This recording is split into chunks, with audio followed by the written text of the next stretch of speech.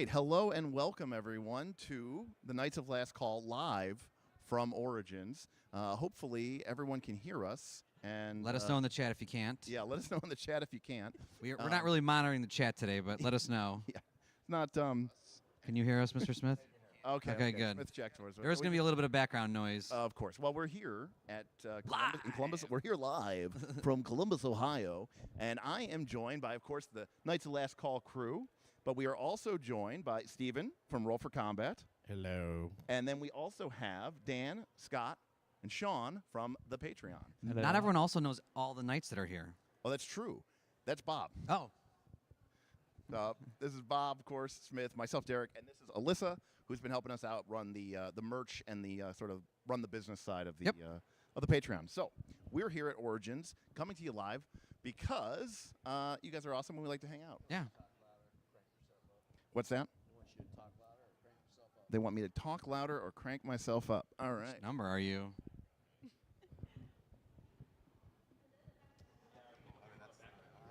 I don't know.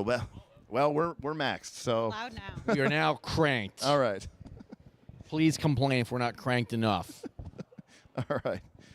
Okay. So Origins is a game convention, for those of you who don't know, set here in Columbus, Ohio. Oh, thanks. It's kind of a small cousin of Gen Con and is more, I would say, more board game focused than role-playing game focused. Definitely more board game So focused. the first thing I kind of want to talk about, and again, I it's kind of a roundtable discussion we're kind of go around, is we were here last year, and we were a little surprised at how undiverse the offerings were in the hall. It was very, very 5e focused.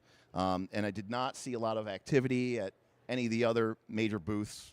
In fact, there were not a lot of booths to begin with. This year seems like it might have been a little different. So were there any games that maybe were new that anybody saw this year? A role-playing game that you had previously never heard of, or you sort of explored for the first time, or were introduced to it? Well, definitely. I've heard of Microscope before, but picked that up. There was another city building one, which is similar to Microscope. From the same people? So Kingdom. I'm actually not familiar with. Was it called Kingdom? No, it was like Beak, Feather, and Bone. Beak, Feather, and Bone. Right. And it's a very small book, but it's a lot like Microscope, but it's built around a city, and you're building your factions and districts and stuff with a regular deck of cards. Yeah. And I got that, and then I visited the Free League booth and got a bunch of Forbidden Lands books. Did anybody else get Forbidden Lands? You got Forbidden Lands. I picked up the other two, the two most recent add-ons. Yeah. The Frozen Reach. It was after Frozen Reach. Is there a new one? The first one was Raven's Purge. Yeah. That's the one that came with the core set. I have that in Right. Frozen Reach. And then there's a Frozen Reach, and then there's Bitter Blood, Reach. Bitter Reach. Bitter Reach, and then there's Blood Fang? Blood March. Blood March. Oh, so there's 3 maps Now now. there's 3. Yeah. There's Oh, that's 3 really cool. campaigns. And that one's got an extra map that came with it instead of just the ones in the book. Cool. I should buy that too so I don't play it. Yeah. Well, now that's interesting. You both picked up Forbidden Lands. And, this is something that we've been kind of talking about, and something that I'm kind of curious how you all approach this, which is, I already have dozens, probably hundreds, honestly, of role-playing games. And even within certain games, I've got 72 adventures or adventure paths for just this one game alone. And then you come to you come to Origins, you come to Gen Con, you go on Kickstarter, you join the Knights of Last Call Patreon, and you end up with 20 more by the end of the year. I mean, the Microscope alone, like 3 of the members here bought Microscope today or yesterday or whatever. Right. Just they were almost out of the Microscope just from half of our channel. People that just showed up. So, I don't know. I know that with my board games, I end up with board games that just don't get played. Mm-hmm. And with role-playing games, I feel like, and I don't like one-shots, so it's like I really want to give these games their due. But even if I were to play 10-session campaigns for every RPG that I own, and we stuck to it, that'd be, 5 games a year? Yep. I buy more games a year than that. Yep. You bought more games yesterday than that. I bought more games yesterday than that. Yeah. So what do we do? Well, doesn't matter. Yeah, I need to play them all. No, you don't. If you're enjoying them, He's How are you not. enjoying them if you're not playing them? but you can't enjoy them without playing them because you know what? I love to read adventures. I love Dungeon magazines, one of my favorite magazines of all time. Agreed. I did not play 99.9% of the Dungeon magazine adventures. I still enjoyed it. Okay, let's go with that. We talk a lot about it's frustration of mine about how I wish people would make 2 copies of the rule book, right? One for reading, one for reference. Like, do you feel guilty if you buy a role-playing game that you know you're never going to play? No. Not really. No. I mean, even for me, even like just because I'm still fairly new in the hobby space and just started recently getting into stuff outside of Fantasy D20, even just starting to read some of these, I'm learning from it and borrowing things to bring into my other games. So even if I don't get to playing them for a while, or maybe some of these even ever, potentially, I'm still learning from it by reading it. And yeah, there's the entertainment value too. And for me, when I'm picking out games for a group, I don't go, this is the one game that my group is going to love. I would rather present options and us pick from those options. But when I'm in a con hall, I'm not going to call my 5-player group and say, hey, does Vassin sound better or from Tales from the Loop? Like, I'm going to bring options and we'll play 20% of them. Also, what is the deal with one-shots? Because, like, no, think about it. Because a lot of us buy board games that cost $100 Yep. all the time. Sure. And you might play that board game once or twice, and that's it, forever. Yeah. And I know a lot of people that are just happy they got to play it. But you can spend $50, $100 on a role-playing product, Yeah. play it once or twice, and yet you're still not happy. It's because I fundamentally believe, and I think Smith agrees with me here, is that part of the role-playing game concept is that progression, right? It's the show, watching your character grow. It's engaging with those reward mechanics and having like this idea of like, I want to see where this story is going to end up and where it's going to go.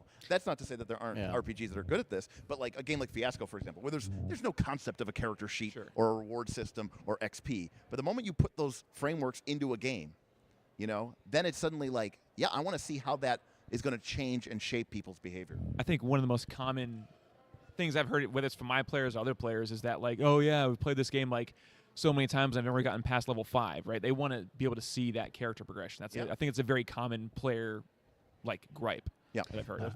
I think for me, like, there's a good analogy, right? A board game is kind of like a big movie, and Steve's right. You might watch that movie once, or you might watch that movie like 5-6 times because you love that movie, right?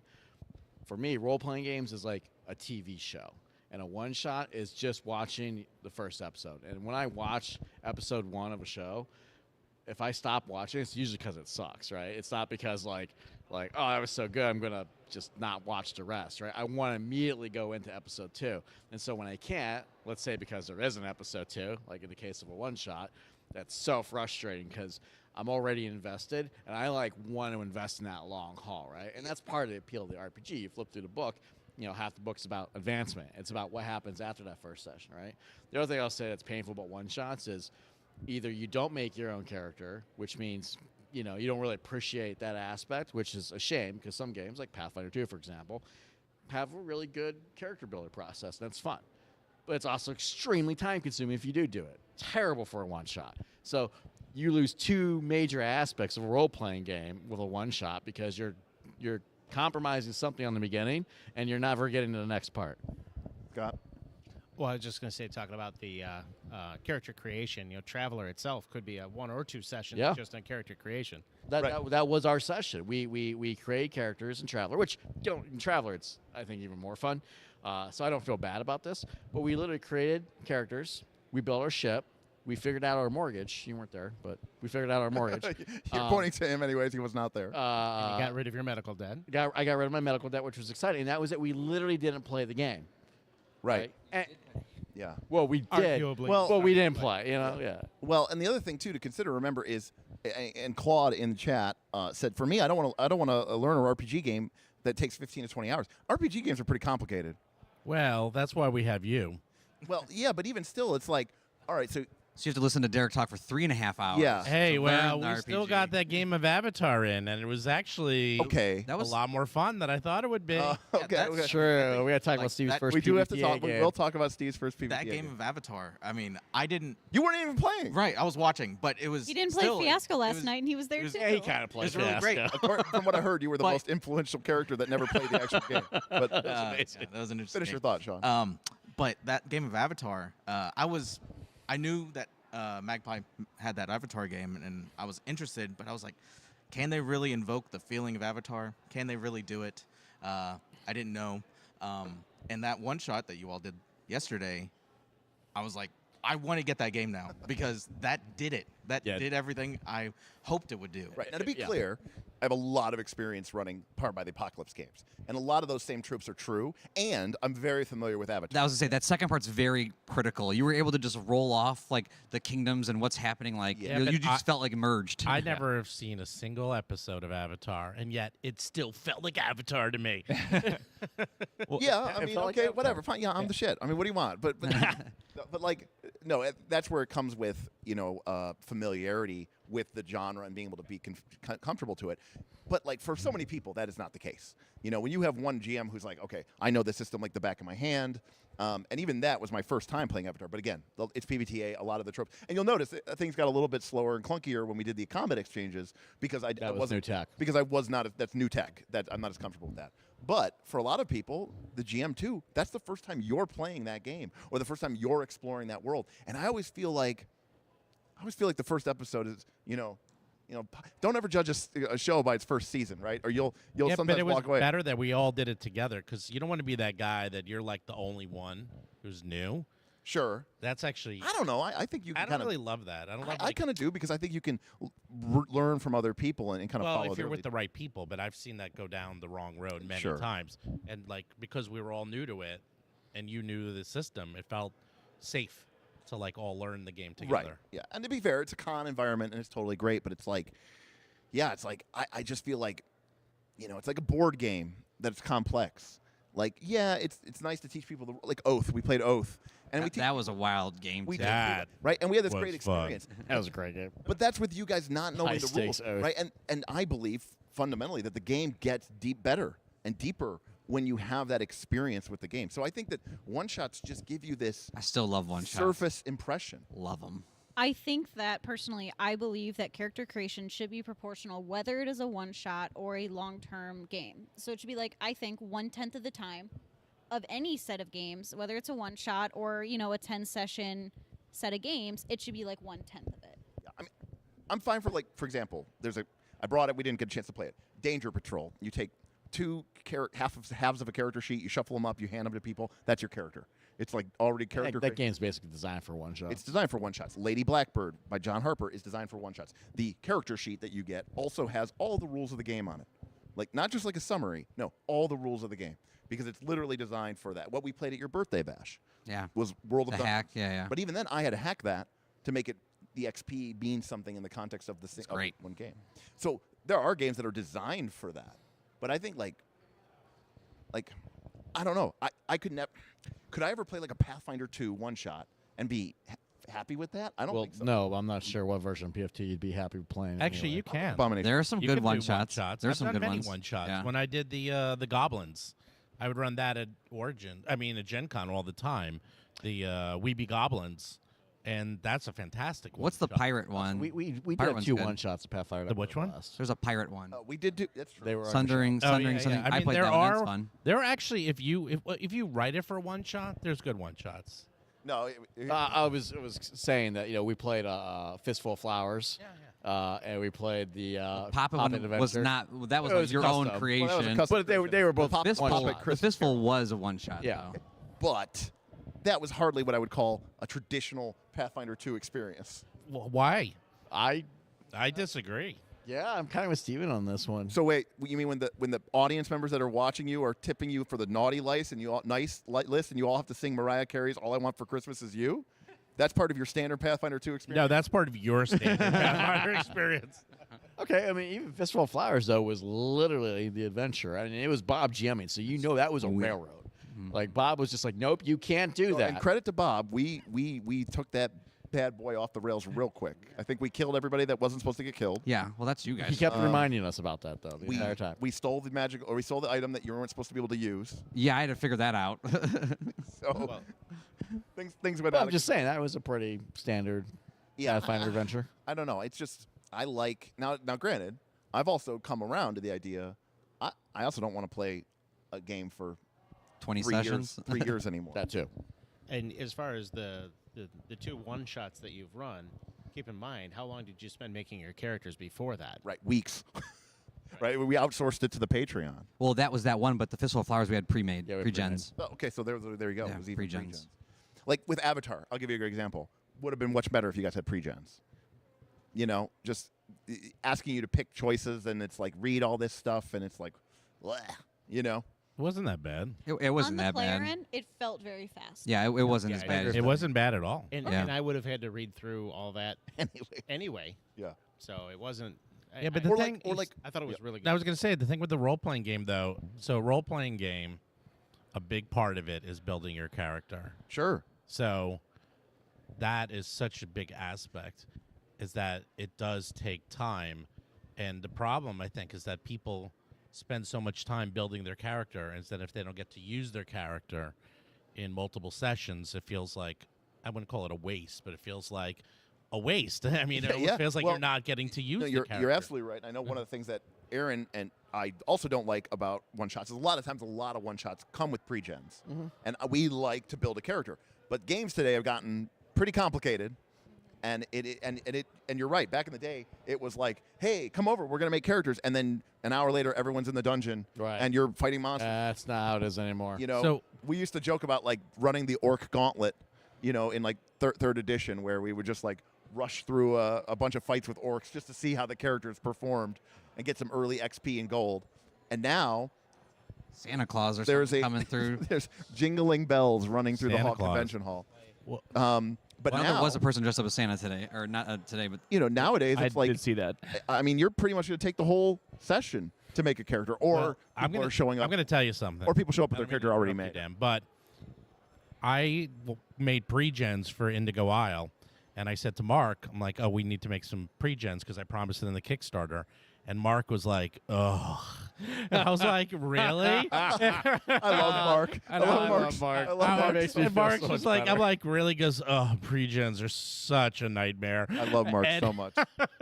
And I was like, really? He goes, oh, in Paizo, it is so hard to make pre-gens and balance them and like get everything right. And I don't know. I mean, I've made pre-gens for Starfinder and Pathfinder and Goodman Games. Like I did that a lot. I didn't find it that hard for whatever reason. I guess so. We did make them, and he was telling me like in Paizo they hate doing pre-gens, which I was surprised I can at. see that. But I do find that what would probably be a good middle ground is kind of what you did, is that you gave us like 12 characters and we got to choose which one we Right, well, want. that's just the way PBTA games work. But It was right, choosing the okay. class, But yeah, the choosing point the is playbook. that what they Playbook. should do with these one shots, and now I know why, because they hate doing it, and it also takes up space. They only give you 4 pre-gens.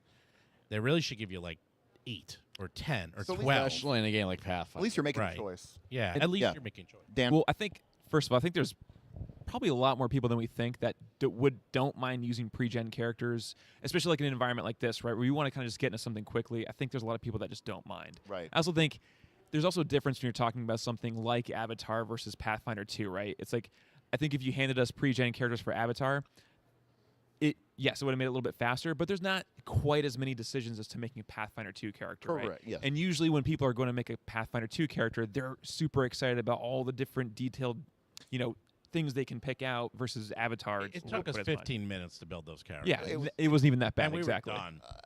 Okay, but it also took an hour ahead of time of us. Yeah, but that's fine. It wasn't boring though. Which is fine. Which is true. That is true. I mean, look. You're just that entertaining, Derek. No, Is I'm this a saying- GM perspective or a player perspective? No, I think it's both. I think even as a player, but like, let me ask you, because there's another interesting idea, and I'm not as familiar with it because I haven't run it. Right, the beginner's box for Pathfinder 2, that is a stripped down rule set. No. Not really. No, it is not a stripped down rule set. Okay. What it is that it is a rule set. Okay, so the first Pathfinder First Edition was stripped down, But they didn't like that because then you had 2 different rule sets. Yeah. So for 2nd edition, what they did, which was much smarter, is they have an abbreviated rule set where they only put in the rules that you pretty much need. Like there's no rituals in there. You're never going to use rituals. Or I mean, according to you, nobody ever uses rituals no anyway. one actually uses rituals in the real game. But the point is that they have all the rules and they're exactly the same, but they only put in what you need. And only up to level 4 classes. 4, I Well, think. and the reason why is, like, I think about the Legend of the 5 Rings, which has 5th edition, the one from Edge Studios that we love so much. They have a box set, a beginner box set. It's designed to be run in 2 sessions, and they give you pre-gen characters, and they use a very limited version of the game rules because they said there's so much going on here, expecting you to learn all these rules at the same time too, is a little bit too much. I don't mind that. I actually like that idea of, like, here is a abbreviated rule set to see if you try before you buy, I suppose. I had someone do that the first time I played Blades in the Dark. It was actually, GM was very good. He was like a middle school teacher, and he knew how to like break things down and teach stuff very well. But he actually had like he did like a tutorial with us with like abbreviated, even for something like Blades, which isn't that complicated, but you can get crunchy with it. But he had like an abbreviated character sheet that we all used pre-gens just to do like a quick like score and introduce things like step by step to us, and it was super effective. Yeah. Then we built characters and stuff. It was almost like a little like prologue to the. So Derik, let me do your job for you. So what are the super chats? Oh. What are the incentives? yeah. Because Oh, I see boy. questions here. I already see one. Bob, have you been lugging around that behemoth in the convention all day? What behemoth? I think all this Water gear. bottle? Oh, I think that he means the water bottle. Oh, yeah. Oh, the Bob's water giant bottle. Oh. He has been, actually. Yes. Yeah, so if you're enjoying our show, as I hope you are, make sure to like and subscribe to the channel. For example, so you get notified about things like today, where we're going live on a Saturday, which we normally don't do. In addition, feel free to show your support and love for the channel. Check out our Patreon, patreon.com/nightsoflastcall, or throw us a super chat through the YouTube interface, or click on a link or type !tip to bring up our stream element tip to show your support, because I bought way too many RPGs. This is kind of what prompted this question, which I'm sure I'll never get a chance to play because I have so many more that are already in the docket to be played. Well, And the we'd retirement love to home. see your support. Thank you if you throw us a super chat or a tip.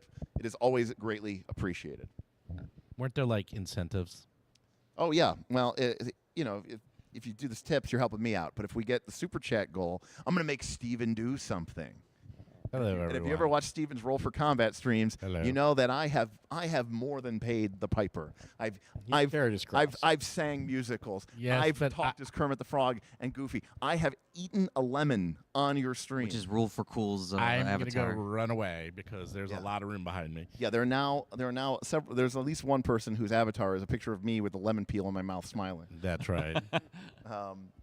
I've also run the beginner box for Pathfinder 2, and what it does also a good job of is it introduces the rules as you start playing too, which I really liked. It's like you run to the first room, and it's like you're only like smacking and hitting, and it's like, oh, now in the second room now we have like a hazard, or it's like dangerous terrain. So it's like each one you sort of start to get a little bit more complicated, and I thought they did a really good job of that Yeah. in the beginner box. They really did, because I actually ran it for my kids, and they were able to follow along. Pathfinder 2 is a complicated game. I Sure. mean, we have like 300 people on our Discord who don't know how to play it.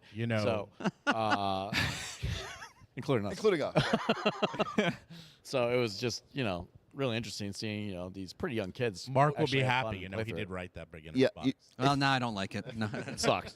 Actually, so today someone was like, the next time you're with Steven, Derik, you got to ask Mark. This is like the kind of rules minutia that people get into. They go, there was this big debate, I think, in Decompressed War Priest. Of course. Of course. Well, no, they were in the appropriate I channel. mean, they were, but that's just where those things happen. which was basically like, is the assumption that your character Oh, jeez. have I your know what this is the assumption that your character has their weapons ready at all times, or No. is the action economy of Pathfinder 2 built assuming that you are going to have to spend actions to take a weapon out? Yes. Yes. Yeah, you should. Why is well, that surprising to you? I just no. Kaiser's razor- I mean, the okay, razor Mark cuts is deep. not going to answer that, but I can answer it. No, you're supposed to have. You're not supposed London to. because- says pay the weapon draw no, tax. because okay, I'll tell you why. Because okay, you have two hands, Suddenly, spellcasters are balanced against and marshals. you have to say what's point. in your hands. Yeah, in my theory. weapons. Yeah. If you have your weapons, then you're fine. You need to draw it, but not everyone always has their weapons out. Okay, Like, my wait. Solved My by exploration mode. no, my it's art. exploration, or what happens if you're climbing? What happens if you're swimming? What happens no, if you're that is obviously a spelunking? given. No. Well, there's a lot of reasons why your hands will be Okay, full. let's say I'm Spelunking holding in an Pathfinder ancient 2, where are the relic rule and I need sets to for use my that? bow. No one climbs. Where does it that. go? In my game, Where they does the do. relic go? Ow. No, We have combat on look, walls, it is clearly buddy. the case that if my character is climbing, and climbing rules say you need to have two hands free, and if, let's say, we get attacked by gargoyles or harpies while I'm climbing, obviously I do not have my weapons free. In fact, it doesn't matter. I'm fucked, because if I wanted to fight, I'd have to fall off the cliff. So it's irrelevant. No. I had a fight once. They were climbing up. You were there probably monsters cheating. above them and below them, and they still won. Okay. But my point is, I'm talking about like just the generic, like you're moving through the dungeon. Yeah, of course. That's of on the course. DM. Look, if you And want to it's be, situ- it's And my argument was that the typical Pathfinder 2 Adventurer's Day is about 1 minute, aka 10 rounds, of combat spread across 2 or 3 fights, and about 2 to 4 hours of just sitting around being treated wounds. So you have, plenty of time to rest your biceps and your triceps to carry your weapon for, a couple minutes. I mean, heck, in 1 minute, a Pathfinder 2 character can traverse something like 600 feet. And that's like taking 2 actions, like not running. And so like most dungeon maps are only like 200 feet max. So I actually find it's really surprising coming from you Okay. because this is clearly something that happened in PF2 because of action economy and the value of actions. Because when we played 3rd edition, we started with our weapon sheath unless we specifically said we had it out. And this is why getting a BAB of 1 was so important, because everyone spent the first round moving, and while moving, you got a free draw with your BAB of 1. But we characters did that. started that at first level. Not all of our characters, Wizards did not. and everyone drew. But I'm just saying. But we went there's- through the But no, action but no, of but no, drawing. But if PF2 had a thing that said, hey, if you start the game with trained proficiencies in martial weapons, you can, as a free action, as part of a stride, draw your weapon. Okay, and wait, people wait, would wait, leave their wait. weapon. No, you're scared. I can easily fix this and answer this, okay? There's a few reasons. One, the easiest way to find out if you need to do actions is there a feat that helps you with that item? Yeah. And if there is a feat, then it does require actions, like a quick draw or something. very true. The second Which thing 2 classes get. is, and I've had this happen many, many times, because in my games, both of them, they're 15th level. And at these levels, these guys have a lot of weapons and a lot of options. And if they're holding weapons, many times they're holding the wrong weapons when the fight starts. If they're holding flaming scimitars and suddenly they're fighting a fire elemental, they'll like drop the weapon and pull out the flame, scimitar. But going back to specifically, you mentioned And then exploration. also, the second game where this is a thing is L5R, Right. where everyone spends the first round of a skirmish drawing their sword. Right. Because samurai walking down the road Right. do not just carry their katana around. Right. Well, But an adventurers adventure- exploring may not in have an their weapon adventure out. in a dangerous location where there's going to be 25 combats over the next 5 sessions is going to be like, yeah, I'm going to have my Look, I sword. can't But sheathe my just in maul. Pathfinder 2, 3rd edition, for the last 20 years, No, it was fine. Now it's not. If 3rd edition didn't have that you could draw a weapon as a part of a +1, people would absolutely have their weapons. So I have a party of players. This is their first time playing Pathfinder 2, right? And so this has come up a few times, and I think this is very largely situational, right? It's like, yes, if they're entering a dungeon or something like that, chances are they're going to be like, yeah, we have our weapons on us, or like I can assume they're not just going to walk through unprepared for something, right? But say if something goes down like in the middle of a town square or something like that when they weren't expecting it, my players have not been like, oh, I'm gonna attack, whatever. I'm like, okay, we have to first. You need to do an interact to draw your weapon. They're not like, hey, what the hell, man? Like they're usually pretty understanding of that because they're walking let around. spellcasters cast a spell before the fight starts, Sure. which I love. Well, I think that's different, right? Because that's the scenario where you guys are clearly getting the drop on the bad guys. Sure. And so you're in position. Of course you would draw your weapons. Of course you'd cast a spell. That's your action roll and initiative. I'm not saying your weapons are always sheath. Right. No. The question is, if you're in exploration mode, Yeah. and your character is, let's say, investigating, Yeah. Are you doing that with your sword do out? you have your sword out? Just say you do it with your sword. I don't know, like in my games, I am at they my house. always say, They say, I look at the runes with my sword out. no, they do. No, they say I draw my weapons. And okay, also in our games we have I just something hate which that is the like pixel bitch default. that much about We have weapons like because of default the action mode. This economy. game is designed for pixel bitching. I'm not No, saying that in a but we bad have way. like a default mode, and with their default mode is like a marching order and what they're doing, and it's like whether they're making sound, whether they're how fast they're moving and whether their weapons are drawn. And they will often do that and get them into those modes. But I've had in our Agents of Edgewatch, they've had a lot of fights in weird places like parties and casinos and town squares. And let me tell you, they don't have their weapons drawn, Right. and half the times their weapons are hidden because they're in very public spaces and they're trying to be inconspicuous. Yeah, I think generally speaking, we would all agree with that. It's more of just like by generic, on default, into standard. Why are we talking about this at this level of depth and Because it got brought up. It got brought minutia? up. In fact, actually, I wanted to end that conversation and actually move on to a separate topic. I don't know why this needed a hard ruling from Mark. Like, Oh, yeah, because somebody wanted Mark to make a hard ruling. Mark will never, I know, we talked about this earlier. ever What does make that a hard mean? ruling. Like, you have to start with your weapon drawn. Unless No, because it's on a Battlezoo product. You know how We will not important do it the on action economy is to Pathfinder 2. I know. Their idea was Pathfinder 2 balanced around the idea that martial characters were expected to be burning in action in round 1 of a combat to pull out a weapon. Because on the grand scheme of things, that is a huge impact to the way the game plays. I'll ask him, but For I example, think- a barbarian Yeah, I'll ask him. right now can rage sudden charge. But if he has to pull out a weapon, he cannot do If that. that barbarian is in the town square, he's not sudden charging. Or if he is, he's doing it because he's punching people. Where's my axe? Where else am I holding it? On his back. He has to unlimber it. Animal He instinct. has to unlimber. All right. So, PF2 aside, we mentioned earlier, we all yesterday played Avatar Legends, which is the We got super chat. Dan's right about our group. It depends on context. okay, Jonathan. Oh wow, Jonathan's watching this. Yeah, Jonathan, and snap. giving us money. Thank you, Jonathan. Oh, thank you, Jonathan. He says Dan's right about our group. It depends on the context. All right. I mean, yes, obviously it's going to depend on the context a lot. I feel like it's a situation where, again, people want to know about the balance aspect of it, right? And like we talk about this all the time about one of the reasons why the fighter is a little bit edged over some of the other classes. He doesn't have to burn that action. I really think that's, no offense, that's a bunch of Pathfinder 2 nerds treating this game as a hallway combat simulator. Because, like, this game does have a role-playing component to it, and it's entirely about the context. It's what's going on around you, what's happening in exploration mode, right? So the idea that Mark was sitting there, and correct me if I'm wrong, because you know the man, like, the idea that Mark's sitting there going, oh, well, yep, they're going to have their weapons drawn every fucking time, right? It's just ludicrous, because he's going to go, I don't know, what's happening in the adventure? They balance the encounters around the fact that you're going to be at full hit points, and we know what happens when you're not at full hit points and a fight starts. You guys fought in a moderate encounter, just a moderate encounter, but because you weren't at full hit points, Bob died. That's true. But that is actually as rules as intended. But I actually... What about the context? I know the context, and although Mark's Yeah. not here, I can tell you probably what he would answer.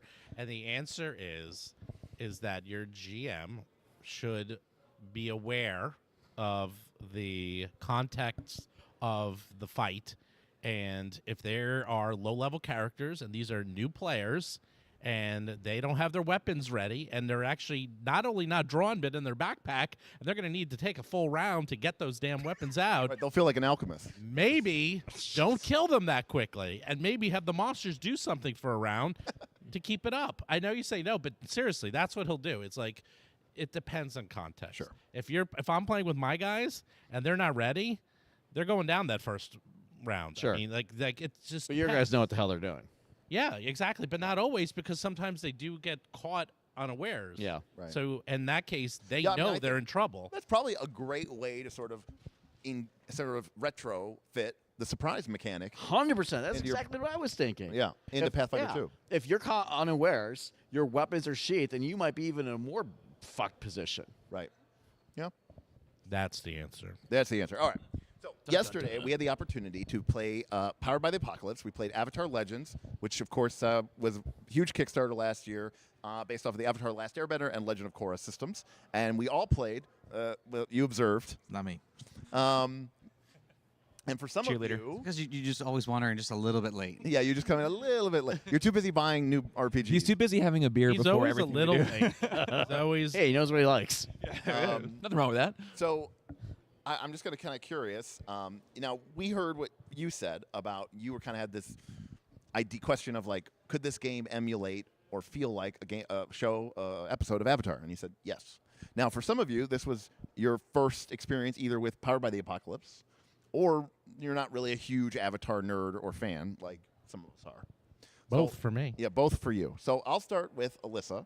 So Alyssa, you've you know about Avatar, but you have not really dived into the lore as much. But you were obviously a very experienced Powered by the Apocalypse player. So I'm curious, how did you feel about the game? I really enjoyed the game. So I love Powered by the Apocalypse. I think it's a great system. I think that it has very low opportunity cost to enter. Like, most of it is going to get done for you at character creation. It's a relatively short character creation, and the system itself runs really smoothly. I really enjoyed the combat system in the game. Okay. I went felt into it it was a when I little saw clunky. you pull out a deck of cards. I thought that I was going to have to like programming moves, and I was going to have to do some crazy stuff. I really enjoyed the combat system. Now I that's thought it was unique. I thought it was clunky. Now that's funny because she is the more narrative gamer. Yeah. You're the more crunchy power attack smash. But when I play PBTA, I usually just say I'm going to go up and hit them. Yeah. And you're like, all right, roll two dice. But now I'm like, am I smashing? Am I striking? Am See where you're I? coming from. That's the Yeah. problem, Bob. Is you thought it was clunky because you couldn't just run in and smash. No, Because that's in exactly- PBTA, I just Dungeon World is what I play, or I'm going to do this. Okay, and he's like, all right, that's either press your luck or it's whatever, but that's how you have to do. And- Now I'm like deciding a specific technique. And specifically for people who may not know this, one of the things, maybe controversially, that Avatar added was this idea of the combat exchange. It's a very, for a Powered by the Apocalypse game, a fairly crunchy element, which basically is like everyone, it's almost like a kind of a pseudo initiative where everyone gets a turn. And I think the reason they did that is because, unlike a game like Monster Hearts, which, or even, Apocalypse World or any of these games, where combat might be not a foregone conclusion. And then if combat does occur, it's probably not like one of the main aspects of the session or even of the main, gist of what your character's about. And probably half the characters are probably not trained in any sort of capacity to actually do anything violent. Your character might just be like, yeah, I'm a stripper in the town. That's my character from Apocalypse World. But in Avatar, in the game, everyone is an accomplished martial artist. They're an accomplished bender. And everyone has the ability to kind of kick ass and take names. And that's a part of the show. So I think they chose to give that sort of that mechanical concept, because if a fight breaks out, everyone at the table is an effective combatant.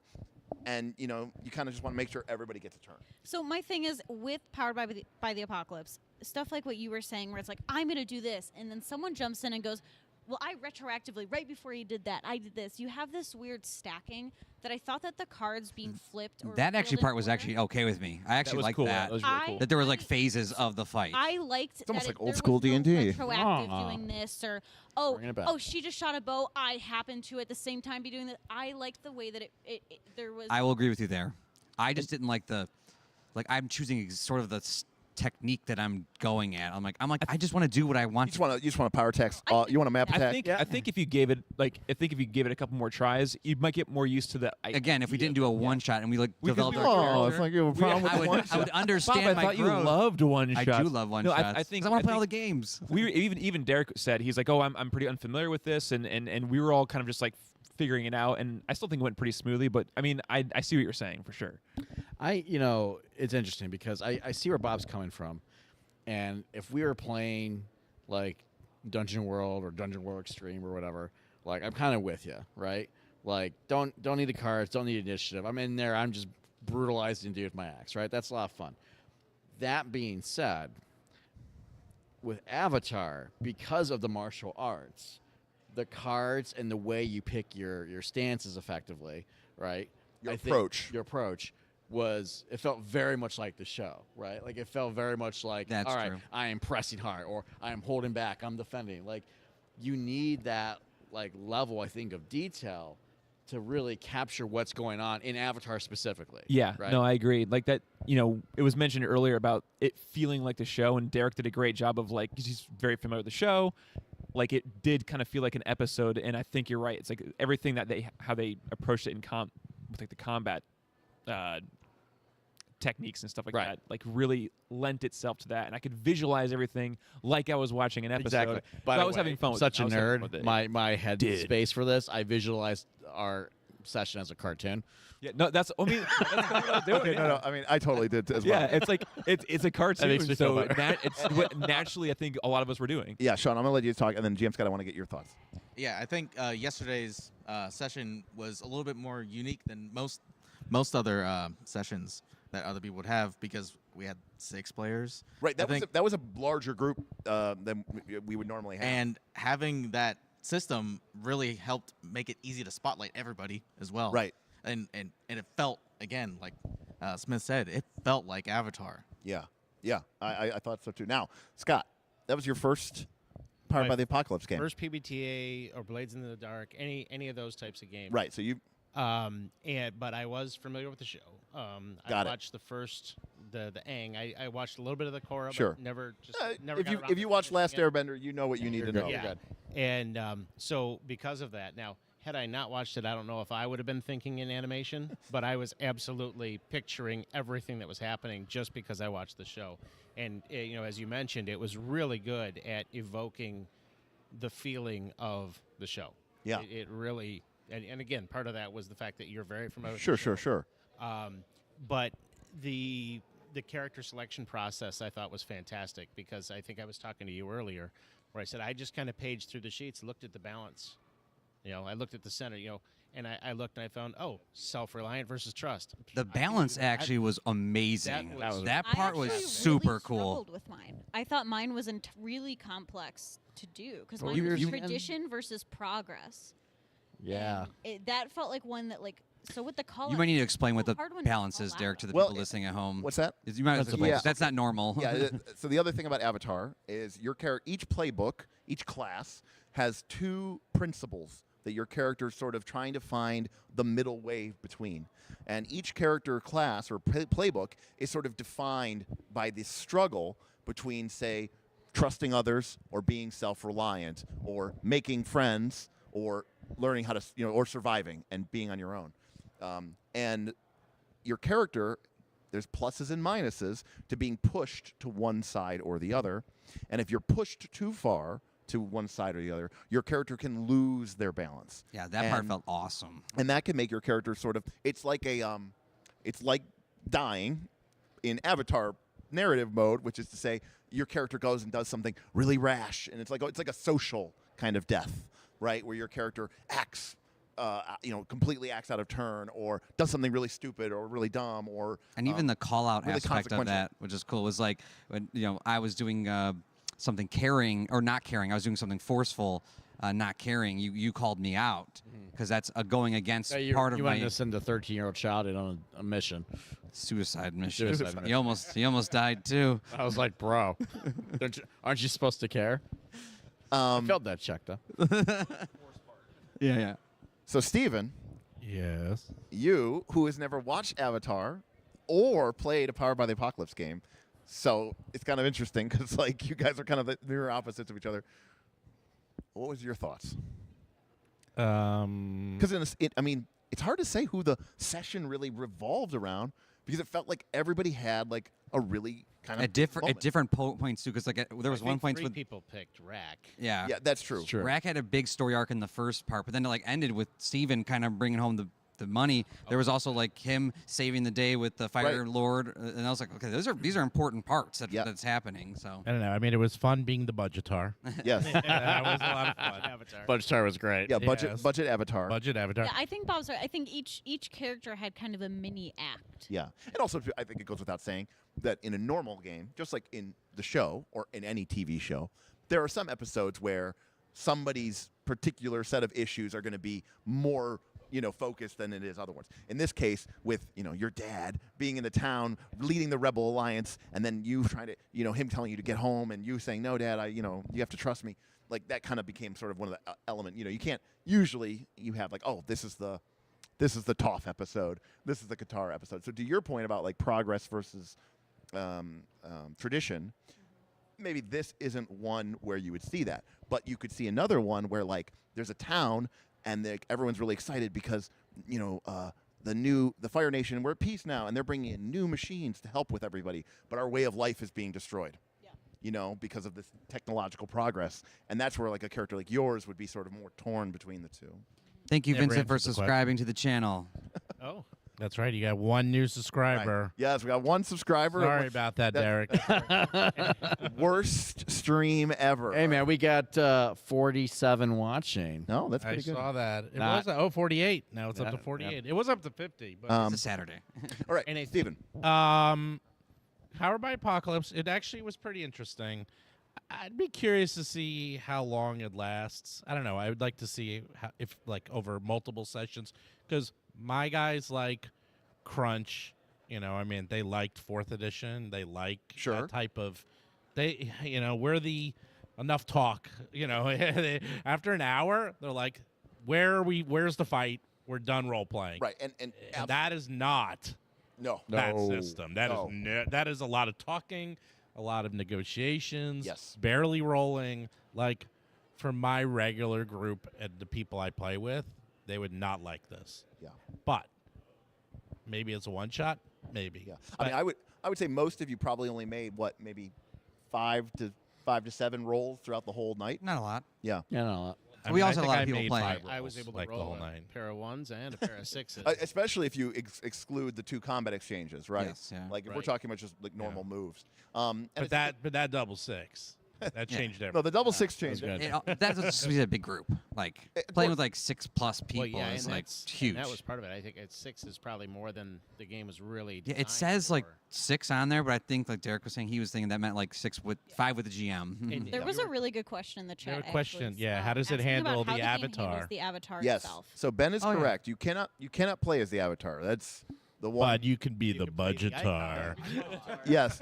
So Steven was the icon, which was sort of a bender who was sort of raised to be sort of the great savior, the great champion. And in our particular game, we joked that he was being trained because the avatar had been missing for 100 years. And they were like, well, you got to do it, even though you're not the avatar. But then the real avatar showed up and everyone was like, we don't need you anymore. And we kind of left you struggling with your role in, society. And so people were joking and laughing at you at the beginning of the session, calling you the budget avatar or the budgetar. Yeah, but they weren't laughing by the end. That's No. just true. and you could see that, like, I mean, your character mechanically was a much stronger bender than other people in the party. Well, right. That was the funny thing is like when combat started, I was kicking ass and with help. I mean, Yeah. Yeah, I mean, so- we were really Wall of yeah. It perfection. was, Well, it's also important to note that in the game, when you're creating your character, you do not have to be a bender. Correct. The good point. Yes, we didn't have anyone that wasn't a bender, but there are 2 options. You can be a weapon It master. could be water too, but no one picked that. No one else picked water. Right. We were Earth, Wind, and Fire. Earth, Wind, and Fire. Because no one was a waterbender. But yes, you can also be a technological or a technist, which could probably be anything from, like, in Pathfinder 2 terms, like an alchemist to an inventor, that kind of range of things. And then there's the weapon master or sword master or spear master or whatever you want to have. So you can be a non-bender. And again, the rules don't care. There is no bending move, right? Use your skills and abilities is the same whether you're using your roguish skills to pick up the pocket or using a little bit of air bending to whisk them out of someone's pocket. You're like, shouldn't I get a bonus? I'm an airbender. No, you don't. That's not how that works. Yeah, but it didn't matter that I didn't know that much about. I've only seen one episode of Avatar. It was the first one, and that's it. But I have seen every single Shaw Brothers movie, so I was able to just think of it as I mean, the Shaw Brothers kung fu movie. you sure. know? I mean, Fine by me. any sort of strong martial arts tradition is definitely going to sort of kind of resonate in there. So what I'm interested in from especially from people who aren't as experienced with PBTA, we mentioned this. The game has a lot of mechanics that are around basically like another PC is trying to force you to play your character a certain way. And if they roll well enough, you have to potentially either do it or suffer some sort of penalty or condition or, a mechanical whammy, basically. And I'm curious how you responded to that. I would say I think that came up a lot with my character. Yeah. So like my character was basically the one that had like the daddy issues and like You were a bad friend. yeah, and but I thought it was super interesting and it goes back to the whole balance thing where so my character had the friendship and survival, so I was kind of getting pushed a lot in that friendship direction and people kind of calling me out in terms of like hey man, we're your friends and why are you trying to do this or that and everything, and I thought that was really cool. And of course it pushes that balance more towards friendship when my character's doing things with other players and helping them out and everything. So I thought that was really interesting, and I think that is something it's probably going to be a little tricky for me if I'm running the game, like to remember to really like push those Well, boundaries. normally you won't have 17 people. That's true. That's Oh. true. That's true. That does. But yeah, it was cool. I liked it a lot. You know, I think that's a problem with a lot of these games. Like if you're new and you're playing this game for the first time, Blades in the Dark or, you know, Avatar. If you got like one of those 5, 6, 7 player groups, like, God bless you. Like this is like one of those ones where it's like, hey, I want to just me and 3 people, you know, or me and 2 people, just so we can sort of, you know, feel it out and figure it out. What about you, Scott? Well, I think my character is the one that did not get called out. Okay. Not once. But you did call someone else out. I did. Yes. Oh, I called you out because I was playing the Guardian character, and he was my ward. Did you feel like having those strong mechanical things written right there on your sheet? Did you feel like that helps you roleplay better, or do you think that it held you back? No, absolutely. It gave me the prompts to be able to come up with a reason to interact, right? Because he was having a debate on whether, and it was the 2 of you, I think, that were having the debate on whether or not you should do something, and I stepped in and gave the father talk to you. The big brother. That was the whole, you're not my real dad. Yeah. And had that not been on my sheet, I doubt I would have done that. Right. Yeah. Just Right. because I wouldn't have wanted to interrupt what was happening. Yeah. But because it was on my sheet, I felt it was my duty to interrupt. Right. And Yeah, it I mean, really, That's a good point, actually. That's really getting sort of the game's permission to do that is freeing. Well, I mean, no one wants to be an asshole, right? So it's like you're sitting down playing this game, and there's like a social contract. Like we're reading this, we're setting up our bonds, right? Who we're connected to, and we're going, hey, you know what? Like I might call your shit out, Bob, right? You know. And then when you get into the game, that stuff happens, right? But like, I think that's what like makes a game like this, or like even like an L5R game, right? So interesting from the role playing aspect, the social interactions, right? Like it was so much fun, and not just with the GM, right? But with the party. So many times in a party, like you know, it feels like we're just like murder hobos that are kind of going the same way, right? So like we're not really connecting. We're just kind of stabbing that way, and like I'll throw you a heel if necessary. I mean, I think there's a lot of adventuring parties that's like, you ever see the meme? It's like the YouTube meme where it's like the number of times Legolas talks to Frodo. Yes. And it's you have Perfect my example. bow, and that's it. Yeah. And then the video ends. And Frodo, yeah, Frodo never. Yeah, I actually have heard that one. Right, because when like people come in, he goes, Gimli, Yeah. Aragorn, And then- but then Legolas, he doesn't say anything. He just goes, Yeah. Hey. and yeah, and if you think about it, like that level of interactions, you're like, yeah, that's probably most party adventures. I You're like, think- yeah, we're 17th level, and we've actually never had a conversation. I think like Together. like this game, and even like some like L5R, which I've been starting to read more. We were talking about that. Like that's one of the big differences I'm noticing in learning these games and playing these games versus something like Pathfinder's, or you know, D&D or something like that, is that there's no like question prompts and character creation to create bonds with people. Like that was a really fun part of the character creation. And Was there's like no mechanics following that. To, Yeah, like, exactly. Interact with characters. where it was like you know you had there was a thing where it was like my character like didn't like always thought your plan sucked or something like Right, that, right? right, And, right. and you know it was just this funny thing we could kind of play into, but like it helped all of us help inform our decisions. It's not like we were doing it for every single thing every single time, but Right. like it's such a refreshing thing to see, and I think it really helps players out in that role playing part. Elevated, Yeah. which is important in Avatar. Avatar is not about just getting into fights with sick bendy moves. Sorry, Bob. Right? Trust me, I like the non-fight Well, probably more. right. And it really elevated it up, Yeah. right? Which was awesome, because that was a story that was about our characters. It was about your dad, right? You know, it was about your relationship with protecting him, right? It was about your destiny. You know, like that was a story that was all about that, despite the, oh, cool, we're going to go and we're going to bend and we're going to fight bad guys and do things, right? Like, and it felt real. And then you walk away and you're And like, to be clear, I mean, I very easily / normally probably wouldn't even have that combat.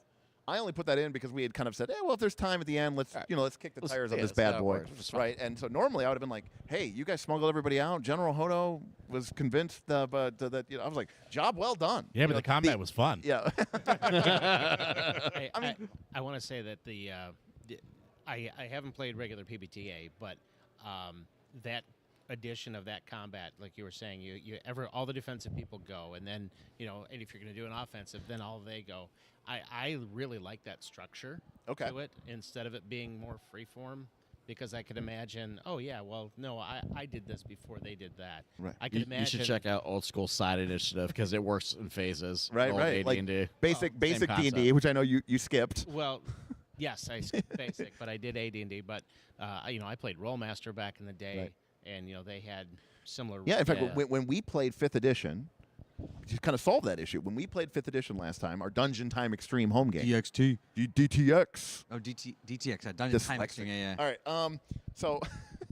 Also, to Scott's point, I don't think Dyslexia. that you had to have the combat. No. If you had done the 2d6 and just said, "Hey, I want to do this," it still would have been great. And if you do that at home, I think that's great too. The game tells you to do that. The game even tells you to do that. Like if you're going down and like 3 Fire Nation mooks, are just like, hey, you're not going anywhere. And you go, I blast these people with a wave of my hand with some earth. We're not going to combat for that. Just make a, use your skills and training check. Oh, you got a 10 plus? Yeah, they go sailing and they're knocked out, Oh, boy, what was that? My cabbages, right? Like, and that's what you told us at the beginning of the game. You said, I'm not going to use this unless we have like a fight against a big Unless cat. someone's stupid enough to walk through the town. Right. Well, you guys sort of prompted it. But There's one thing I want to talk about too about. But I was going to say real quick, in Dungeon Time Extreme, when we played 5th edition, we played Theater of the Mind. So we didn't use any grids at all the entire game. And to help facilitate that, I sort of brought back basic D&D's declarative steps, right? Where it's like, is side-based initiative, and then it was like we had, instead of, defend and maneuver, press and attack, and evade and observe, it was like you had ranged,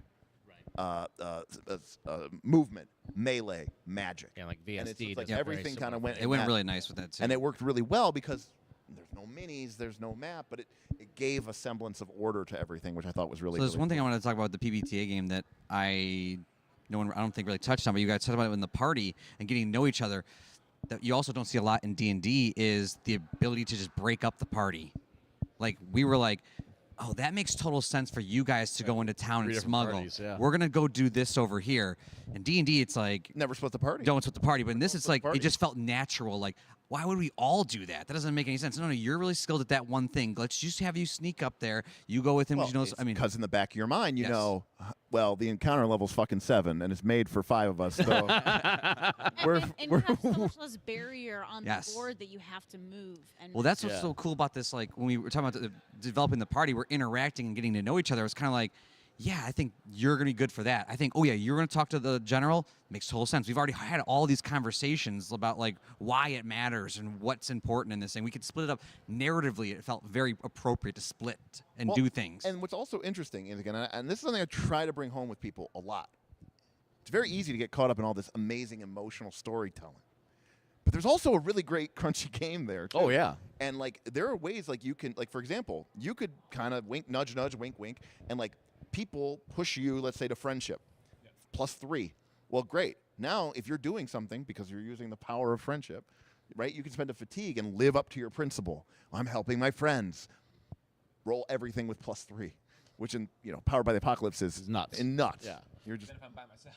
right, but then that's the downside, right? So, but it's like, okay, let me set this up so that over the course of the game, I'm going to get pushed into friendship, and then at the end, not only is it a great narrative component, like, wow, my character really kicked ass in that moment because he realized these are his friends and he's got to take care of them. But also the game, that happens all the time in RPGs. And then you roll fucking nat 2, like you roll like nat 1 or whatever. You roll like a 3 and a 4 or 5, and you go, well, you miss a bunch and your friends all die. So I guess that didn't matter for shit. I don't care. The game, Pathfinder doesn't care that you're realizing that these are your friends and that they're important. It goes, yeah, dude. Guy's AC is 25. Like your attack bonus is the same. Yeah, it's really interesting. For all the talk of simulation and games like Pathfinder and D20, there's nothing in there that really accounts for the just wanting it more. Hero point, I guess. Hero point's a math fix. We know having something on the line to make you do exactly. just the adrenaline. The adrenaline, yeah. Like I want it more. I'm putting everything myself. on this. Right. Like that doesn't exist. That's right. I was able to switch my adversary by taking conditions on myself. Yeah, right. You don't see that in a lot of other games. I'm like, I'm gonna do this. You're like, I'm gonna swap out my barbarian raging. instincts. Dude, I can't even stop raging. Well, Gosh, that is so I got true. trapped in a a stone pillar, Yeah. and I didn't get out by making an escape check or failing. You get an angry, escape check. shattered it. I got scared and I got angry and I took some fatigue and I just shattered it. Right. So I mean that's And then turned it into your and own then weapon. Turned it into my own weapon. Right. Yeah. So I mean that sort of And it's crazy. Saying that sounds awesome. Like we're yeah. describing like a sweet scene, which we are. Mhm. But everything you said was completely mechanical. Yeah. in 100%. the game. Right. That's- In that's the how you game break out. terms, you got the status of trapped. Then you used that to heal that. You took 2 conditions and then fatigue, which then broke you free of it. And then you used your move to inflict a status on them, which you put them to trapped, Right. which basically was like, oh, so you shatter the earth prison around you, and then it collects onto all of your foes, which And there's something to say. You don't have to play this super highly emotional character, and you don't have to be having these Right. constant emotional talks in order for it to affect your game. Right. yeah. So, and now Oh, we just had somebody, Darren Anderson just became a sponsor. Oh, Thank you. Somebody's getting this "They Are Strong" message. So Wow. they are very strong. An Strong. hour has gone 11th by. month streak. I'm tired of carrying around this bag of presents. Oh, these are presents for Derek. Oh. Presents Oh, for he the waited nights, for this for all the moment. nights. All right. Derek, it is. Here we go. Well, we got I a might whole take some bunch. sweet plushies. I mean, we these got, will we be got, end up what do you anyway. guys? Okay, we'll do the plushies first. First, we have Chillot. Oh, Chillot, the ice type Eldamon. Yes, yes. Oh, look at that. Hi, I'm Chillot. I'm an ice otter Eldamon. I'm 1 foot 9 inches, 25 pounds. My battle form is that of the Blizzotter. My evolved form is the Glaciator, and my preference is to tell scary ghost stories. That's right. There's a whole whole inside story. Ben just tipped $10. Oh, Look at thank that. you, Ben. See? Which says, Can can you you provide a provide- swag list of what you all bought? Oh, yeah. Oh, we yeah. could do that. Yeah, we we'll could do back that by you. the Back end. you. And then we have that's Thank actually you. my favorite Oh, one. that one's actually pretty cool. cool. That one's actually pretty good. That's cool. Is that the death That's the death bat. bat? Yeah. See, I know my Eldamon elemental types. What's with the hook? Well, I think it's just his little dooley. No, it's just like a. He's Tyro Poof. He's an airbat Eldamon. no is airbat. Poof. Airbat. Sorry, no death dog. Airbender. Got it. Airbat. Yeah, this is an airbender.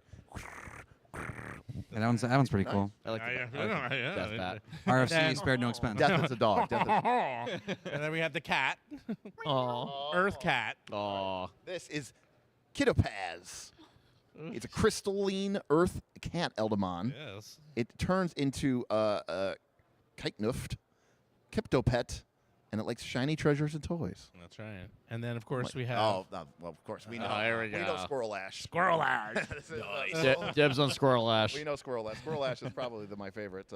Squirrel Ash, which is the fire squirrel Eldamon, and turns into Squirrel Lava in its battle form.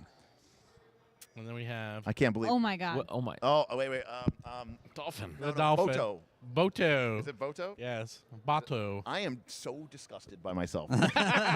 Derek's memory is He ridiculous. knows the names better than me. water dolphin Eldamon.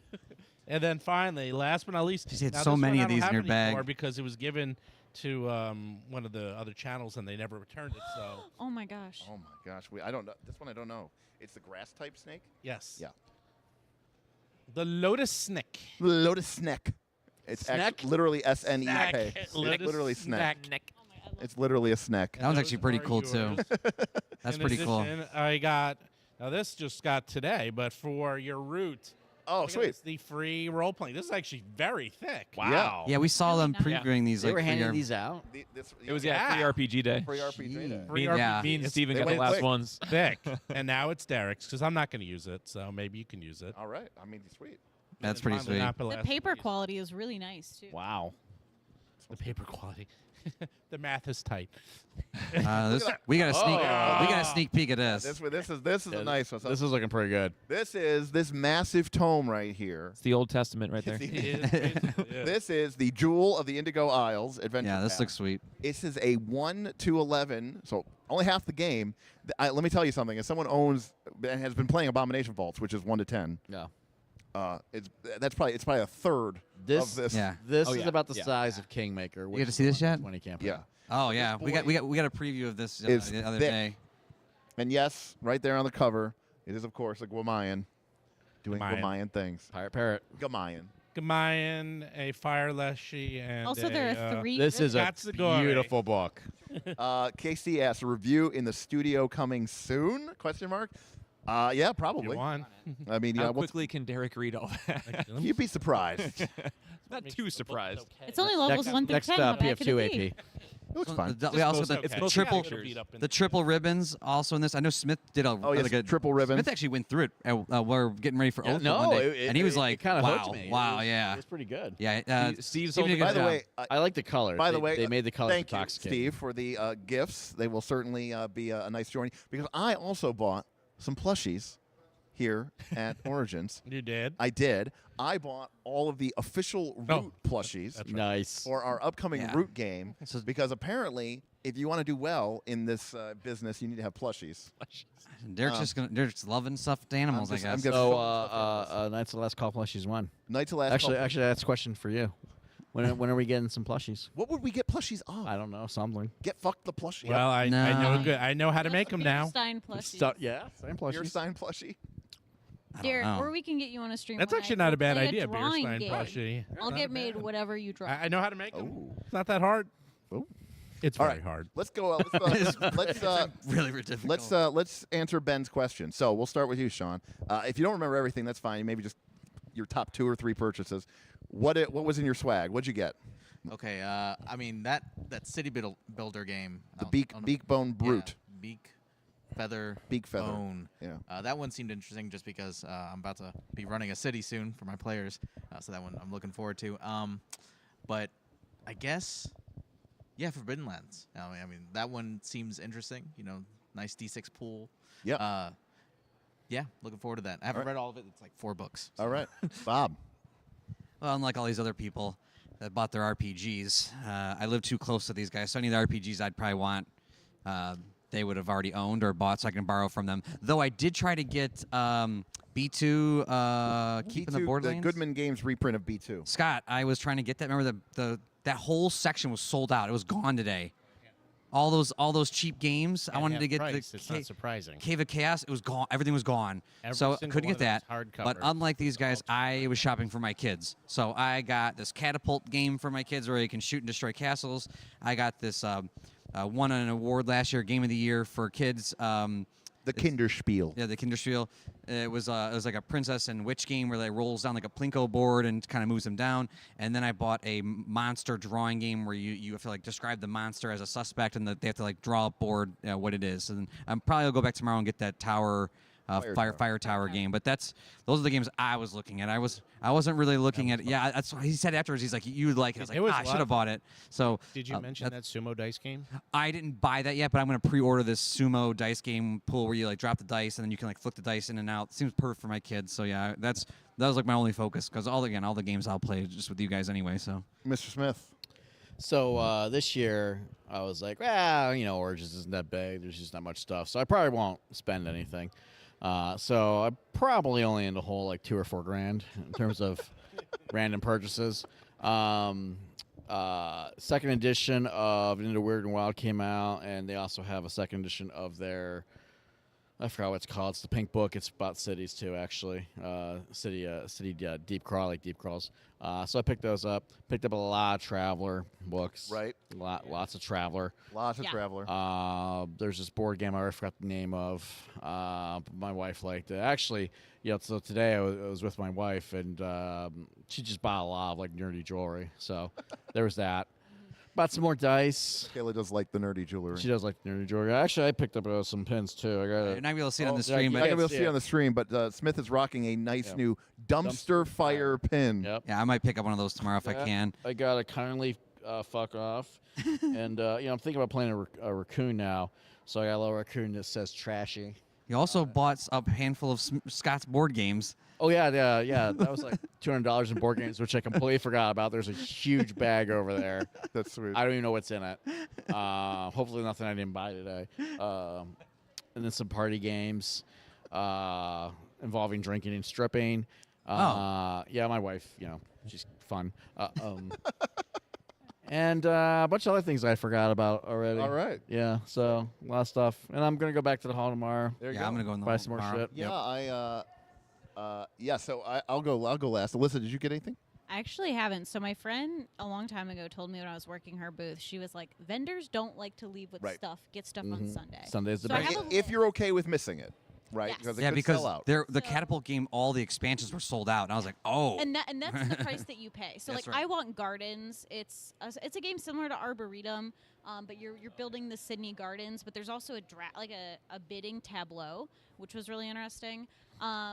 And then the two other games that I really wanted aren't here. So Lead and Gold, which I played the RPG of today, insane system. So you are having a 2-hour post-bank heist interrogation about who the rat is. But it's all via these dialogue cards. So you're all playing these characters. I played this 50-year-old man named Jewel, whose wife cheated on him with a bunch of people also in the heist. So he had pent-up anger against all What of a them. bitch. I had 13 kids. But you pick up these cards, and the card will say pull another member aside and have a conversation to make people upset. And you don't give the card to yourself. You play that on somebody else. So if somebody's being quiet, you have to yes and them. So the game is actually is created by an improv professor. Oh. And I played Cool. it with the designer, and it was a really good pick up 2-hour game. What was the name of that game? Lead and Gold. Lead It's a and very Reservoir Dogs Got it. style. Yeah.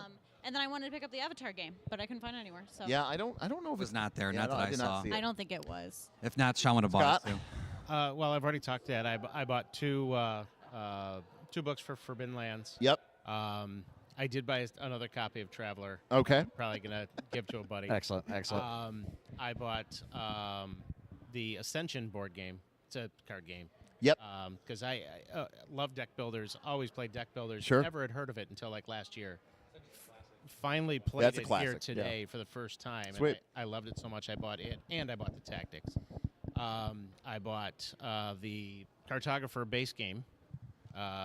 And I got I a might couple look of at that books. depending on this game later. You'd love it. I got a book I think from you the would like it. Warhammer booth that wasn't Is that the RPG Warhammer booth? the war. Yeah, There was like a Warhammer. bazillion books there. I didn't There know what were. even to look at. Well, and I talked with a guy because the Warhammer Fantasy. I didn't even know that they were still producing it. I thought it kind of had died out. No, fourth because edition's out. I played first edition and third edition Warhammer. Right. Third edition, Fantasy. they swept under the rug and they took Right. it out back and Which shot one it. is the Fantasy Flight one? That's third That's the edition. Fantasy Flight one. I love the dice, but it was clunky. But the concept was cool. Yeah. Uh, Fourth edition's back to the D100 system and Yeah. jobs. Okay. But they had a, Professions or they whatever had they a call book 'em. there that was under their brand, but it wasn't a mechanics book. It was a lore book about if you're wandering around in this area, these are the types of things you're going to see. So I thought, I like idea books like that. And then I bought a book of an illustrated book of the Viking Poetic Eddas that had been translated. And I talked with the people that were making it, and they had worked with Dr. Jackson Crawford. One of the guys that was at the booth is knowledgeable of the Elder Norse, right? The old Norse language, and so they actually cooperated with him, and he vetted some of the stuff they were doing. Wow. So that was just a What was that random one? Random find. purchase, yeah, completely. What was the name of that random one? They're sold out now. I don't Oh. remember the name of it, but it was like the illustrated book of Viking Eddas. Wow. That sounds amazing. And then right next to that, That's like right up my alley. I know, Yeah. but it's also so cool, right? well, they Yeah. had a hardcover version, which was a bigger, like a full size Yeah, yeah. book. This one was more like a digest. This is the one you were thinking about getting. They sold out of the paperbacks, but they had the hardcovers left, and then they're going to be making a premium version later on.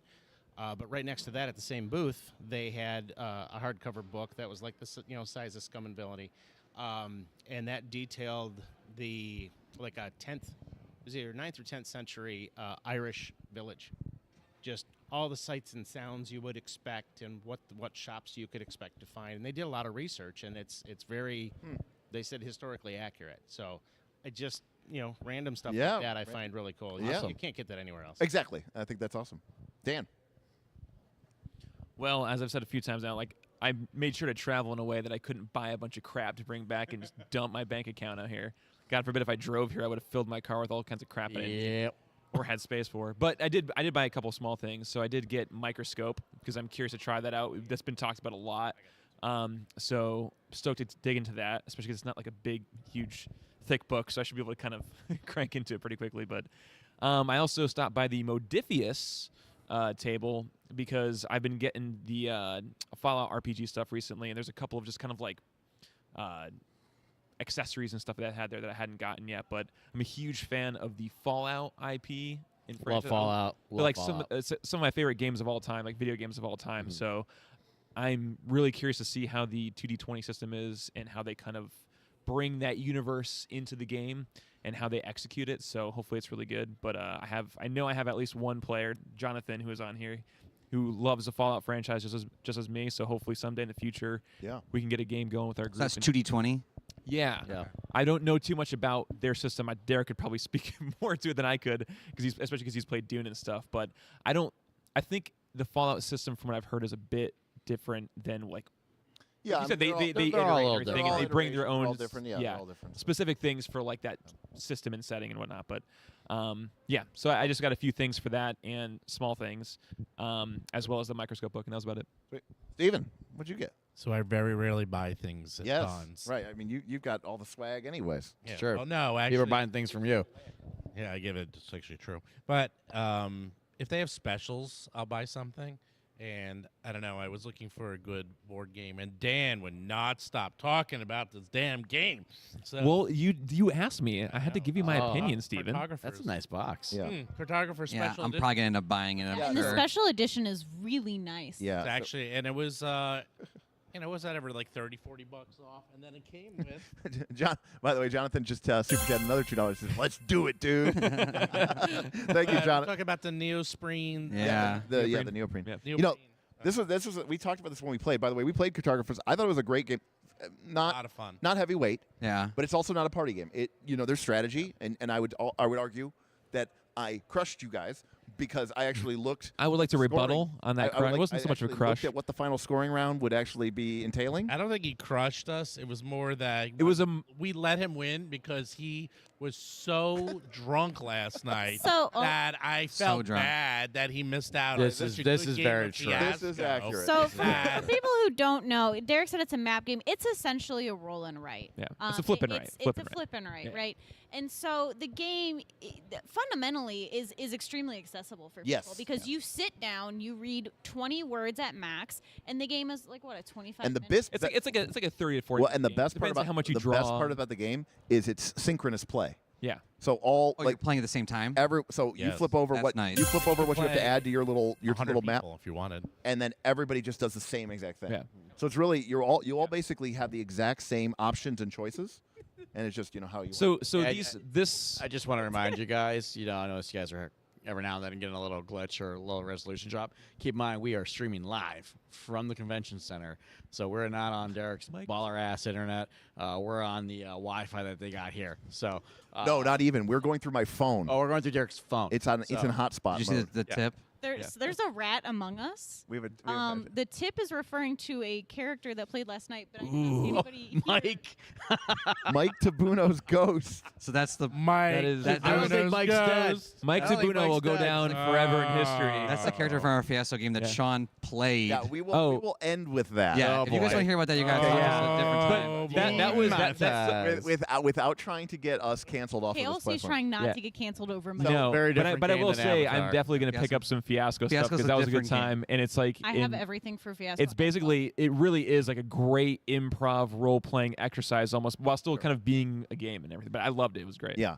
So my swag is pretty extensive. It started off with me buying a small, obviously very Like that cyberpunk book. this weird like cyber horror game. Yeah. Oh, that was the first thing you got. It was the first Vast thing- Grim. Yeah, the Vast Grim. I Yeah. didn't think you liked Cyberpunk. I do not. But I- you should have seen this layout. the guy was super passionate about it. He had a great Yeah. aesthetic, and the book wasn't super long. So I was like, okay.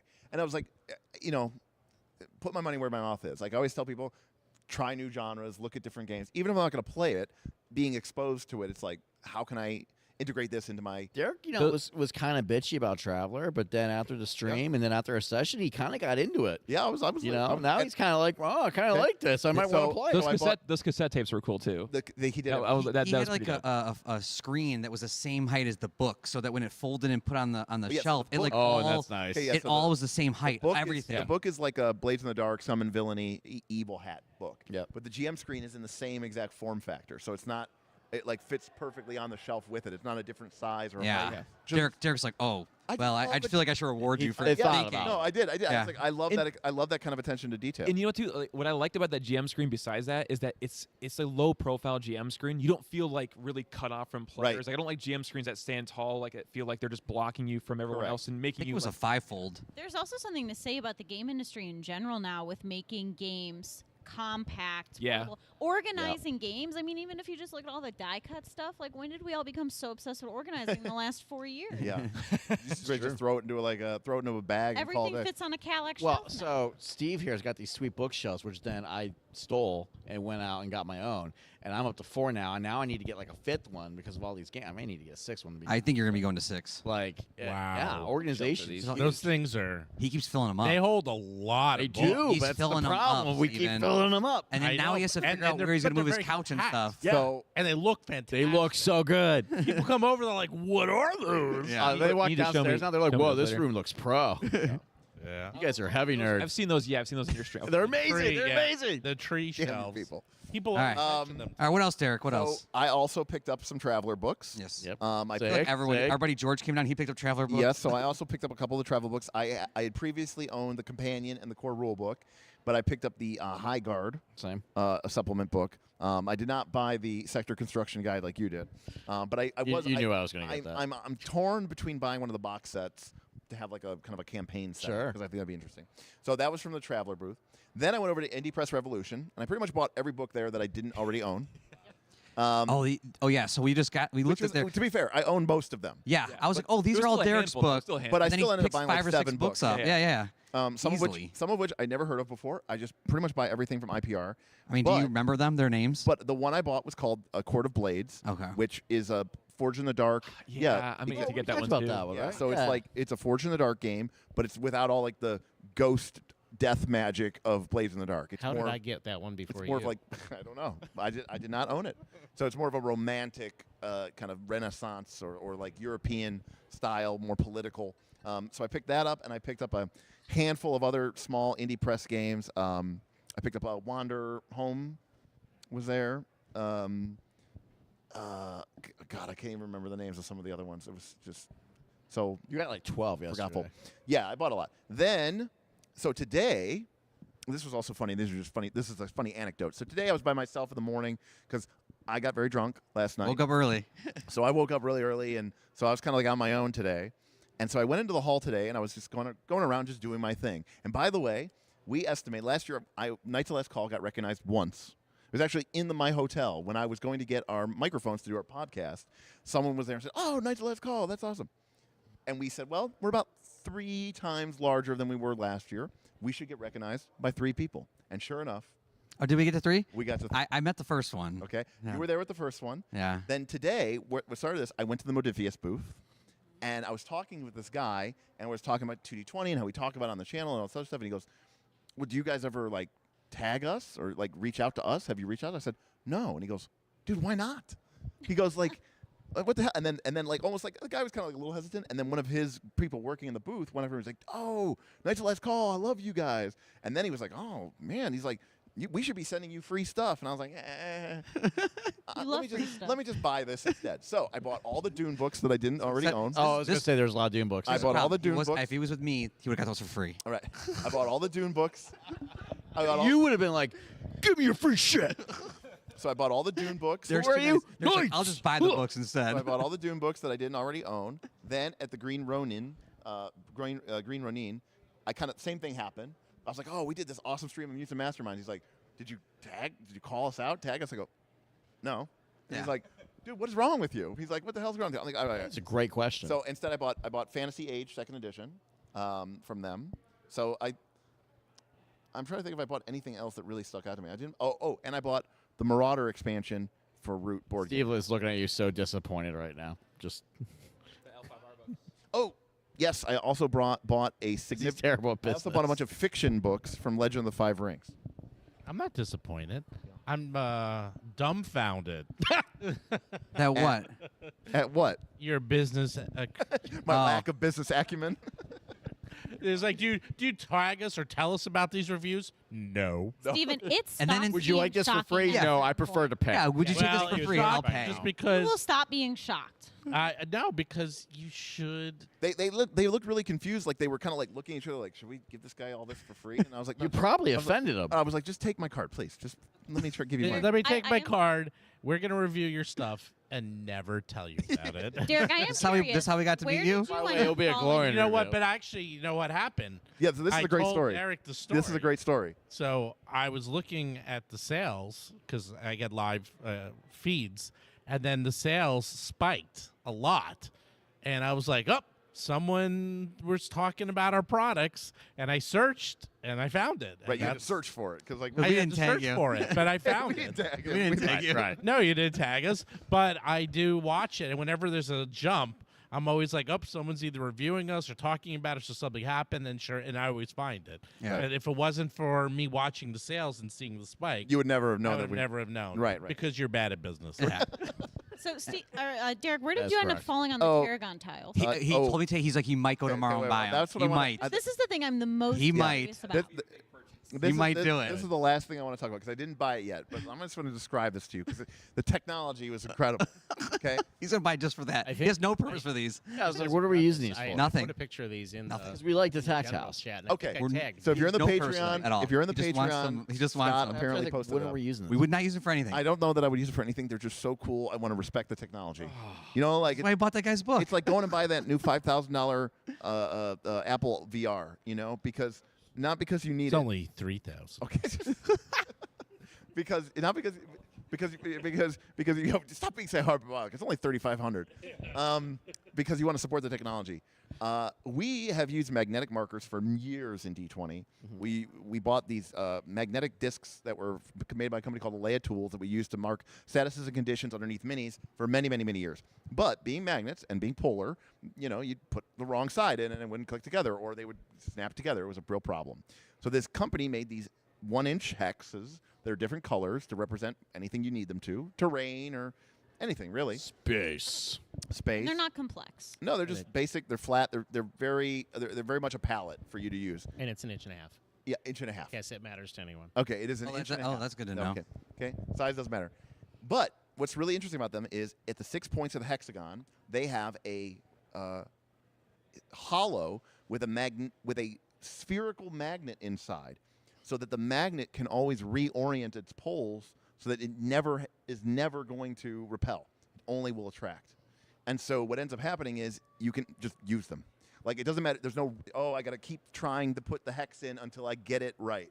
It will always be right. Whether you're laying it down on top of another one, you could flip it over and put it down on top of another one. You could click it in to build like an actual tiling. There's no wrong way to put it in.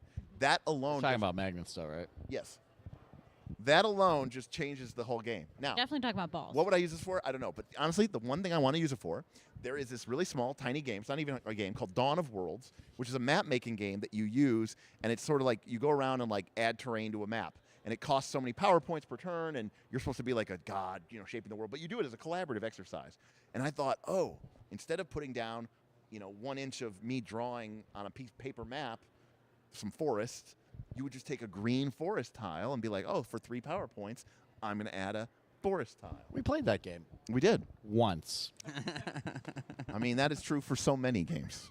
That is true for so many games. So, anyways, I haven't bought that yet. I'm waiting to see if they have a Sunday's, super Sunday special. If they slash the prices a little bit, I'll probably buy. Or maybe I'll see if I can weasel them into giving me a free. Good thing you waited till Sunday to buy 1% of your purchases this weekend. Hey, look! I'm trying to conserve capital. So Yeah, we yeah, can no, tell. my overall take was there was a lot of stuff. There was a lot of stuff. I saw This year is much better than pretty last year. much 0 5e. Right. Yeah. Yes. Yeah. Last Yes. year There was a 0 lot of it. 5e. This I year Not there saw even like compatible with 1%. the world's oldest role-playing game. Nothing. Yeah. Nothing. You know what? That is a great observation, and it sounds like No, there was a 1.5e booth where they said get rid of your GM. You know what I'm talking about? Limitless Adventure. Oh, yeah. Other than that, though, And I now, think you're obviously, there's completely stuff correct. at Goodman Games. Yeah. But That's fine. And And yeah, then it was a lot of it. Most of it was DCC. Yeah, Yeah. 95% is DCC. Yeah. I mean, they had a little bit 5e here and there, but Watsy burn that here's bridge. how crazy it is. I think I saw more companies that were basically selling, oh, no, we sell supplements for Morkbjorg than I did I saw so much There was more a lot of supplements. So much Morkborg. Yeah, There's a lot of more. There was a lot of Morkborg here. and there was a lot of board games. Oh, sure, of course. This is Origins is very into board games. But last year, there was almost nothing. It was all just 5e. We make 5e products. We do 5e supplements. We do 5e adventures. 5e, 5e, 5e. They 5e. had that huge banner separating the show floor from the game area. That was a huge 20-foot long banner that was just all 5e. I remember that. We're teaching Yeah, right back that's there. right. They do have a teaching area still. We walked past it. It was completely empty except for the people. The Or running Baldwin it. Games area. Yeah. The Baldwin Games. Yeah, I remember and that. so, I mean, I got to imagine, this is just the sign of the times, right? With OGL and the people kind of saying we're interested Yeah, in but other I don't. things. Okay, But I don't know, because if I'm a publisher, first of all, your cycles are 2 or 3 years, Yeah. so you're gonna still have the books and you still need to sell them. And Gen Con's going to be a better indicator of this anyway. well, Gen Con, yeah, I mean, this is my first Origin, so I can't tell. Right.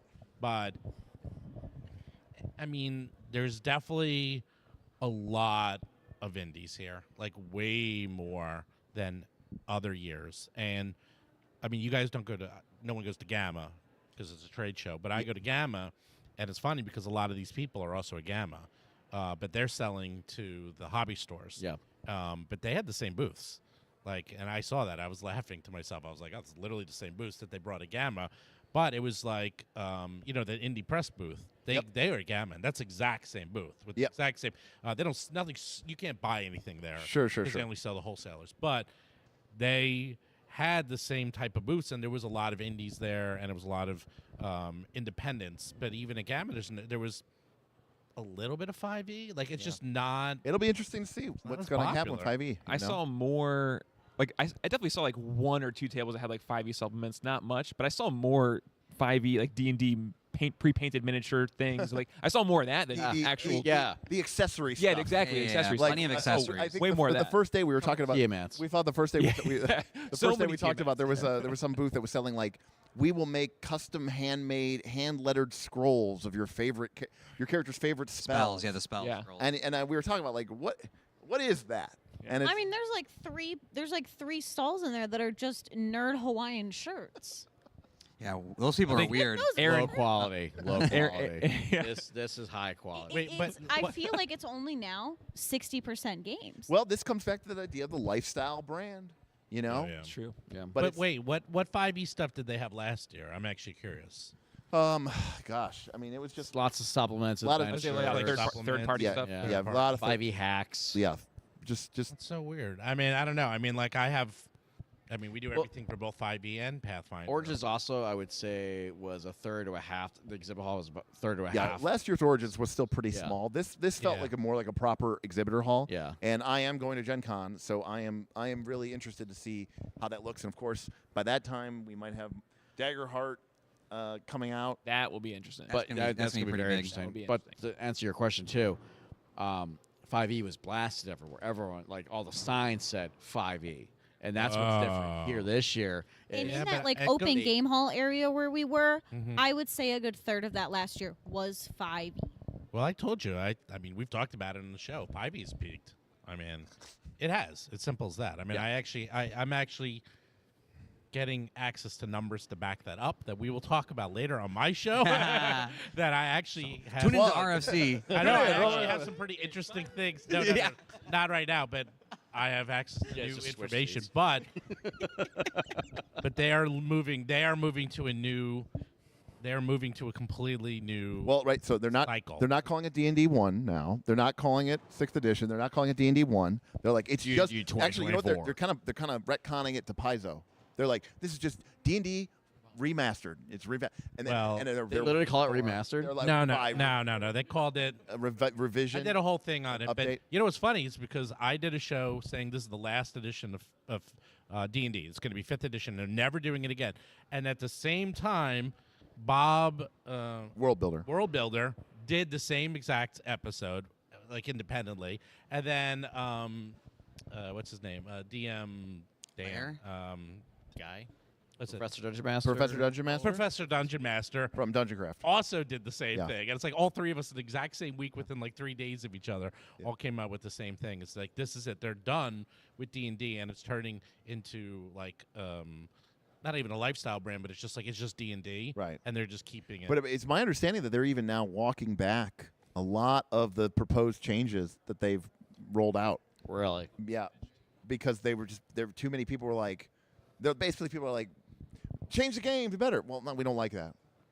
You know, they're just stuck. They're stuck in survey and feedback and. How much do you think of that could have been because of the fact that there's been so much third-party material and supplements generated that, like, a lot of that pushback goes on people like, hey, I have all this additional stuff that it's not just, like, your books, but it's all this extra stuff that I've bought that, like, now I have to refigure that out. There's a lot of good third-party stuff. I mean, not as good as Roll for Combat stuff, but, like, it was massive, the market for it. And, like, oh, of course. You know, obviously the bottom 20% shit, and this stuff in the middle was meh.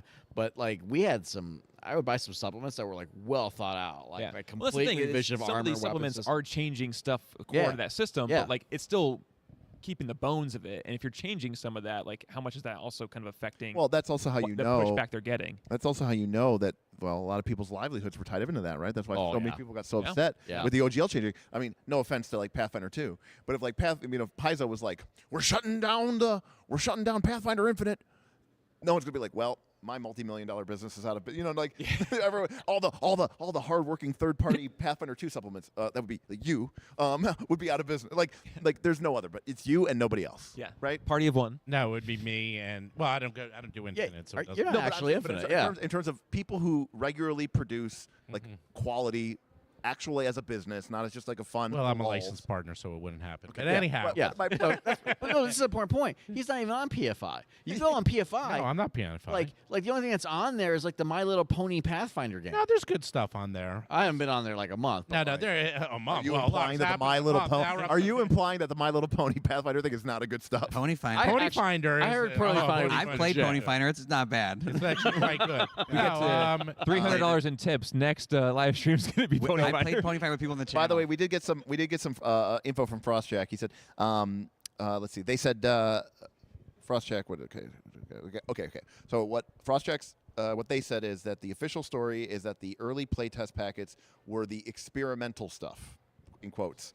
Yeah. Figure out just like the OGL. Figure out what new stuff people like. Then the coming packets will be going back closer to 2014 5e.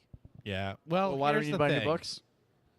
I mean, this can very quickly devolve into one of our talks, Derik, so we probably won't do Yeah, that. we don't have time for that. We not have time for this. People are still hungry. We'll do that. Yeah. We'll do that maybe on Wednesday. Yeah. You can make it. But we have been talking about this a lot on the channel. And actually, Professor Dungeon Master actually had a very interesting take that I have been saying but didn't really understand until I thought about it. He said there's about 12 people who work on the D&D brand at WotC. It's a little bit more, but he's not wrong. It's very small. 12. Yeah, about that. Like, are we talking just like the game, or is that everything that they're doing? No, that's the design team. Wow. That's well, the writing is mostly freelancers and stuff. So we're talking about the core design team. Now, the core design team has actually quite expanded in the last couple of years because they've been hiring all the Python people. So before that, it was probably like Well, I know that 4 or 5. at the end of 4E, as they were doing D&D next, Well, they had no one. it was on like life support. Oh, when 5e first came it was like out, 5 people. it 4 was people. like 5 people. Yeah. And everyone was freelance. Everyone. And I couldn't It was like believe it. Perkins, That is Merle. crazy. Yeah, I mean, it was like 95% marketing and sales, and then like 5% design, and everything else was outsourced. And they've changed that in the last few years. They've ramped up heavily, but the number of programmers they have in the VTT Oh, there you go. is hundreds. Okay. There you go. Approximately. Professor Dungeon Master said 300. I don't know where he got his information from. I actually know people on the team programming it. And I've mentioned it before on the channel. My number was about 150 to 200. It's still an absurd number. That's still absurd. And these are very, very expensive programmers. Right. I mean, we're talking like $250,000 Full stack, yeah. each. Yeah. Full stack developer. Yeah, very expensive programmers. And just do the math. If you have 12 people working on the game and I'll just say 200 people working on the VTT.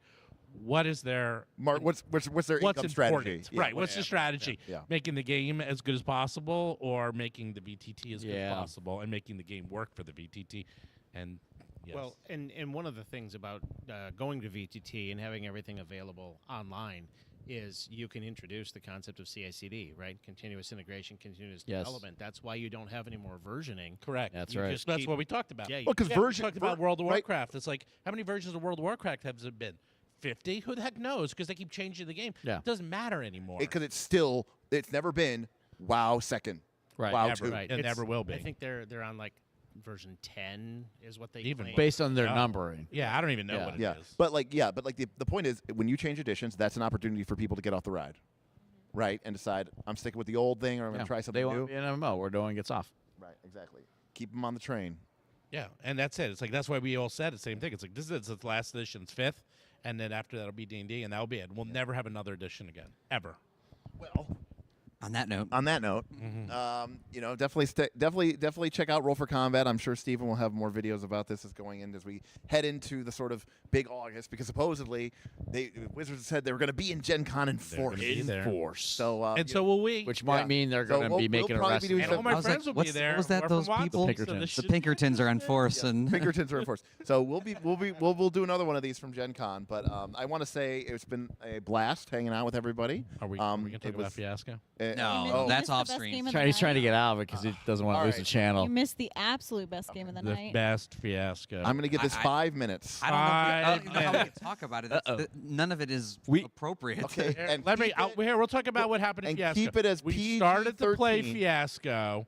It was it became a all fiasco. quadruple X-rated, and then it ended. That was it. right. It was, We- It was Derek a was too drunk to make it. 4.5 The rest of us hour were very game of drunk. Fiasco. We It can took we a can long we can time. just talk about like the game of Fiasco in terms of We could talk what about we the like. game. I'm just saying, No, that's not. That's not what they want. Just You can talk to us in the channel, like in the chats, if you Yeah. want. Really needless good. to say, I got drunk on margaritas. Tequila is my weakness. It got me good. I decided that unconsciousness was preferable, and and so that was what I did on Saturday or a Friday night. The rest of them ended up playing apparently an extremely debaucherous game of Fiasco. Aaron played my stepmom, who took my boyfriend. Yes. My high school. And then tried to boyfriend. take your And second he was, boyfriend. and he was also your cousin. Yes. Okay. Two That different was his characters. other Two different characters. I was And, also your you know, father. and here's the thing. Let me be clear about something. Like for some of us, like Alyssa. And By the way, this took place in high school. Right. So for some like for me and Alyssa and Smith, you know, we've played these games for many years, at many Gen Cons, and you know, getting that's like an ordinary day of Fiasco, right? But I have to admit, I have to just wish I could see the video of like I have a video. He has a video of- of like Smith talking. You can show, the video. I have a video It's like of a- you. It was- yeah, you do the of you playing the mother. of like a- Kathy. it's like a 5-minute playing clip. the- Come on.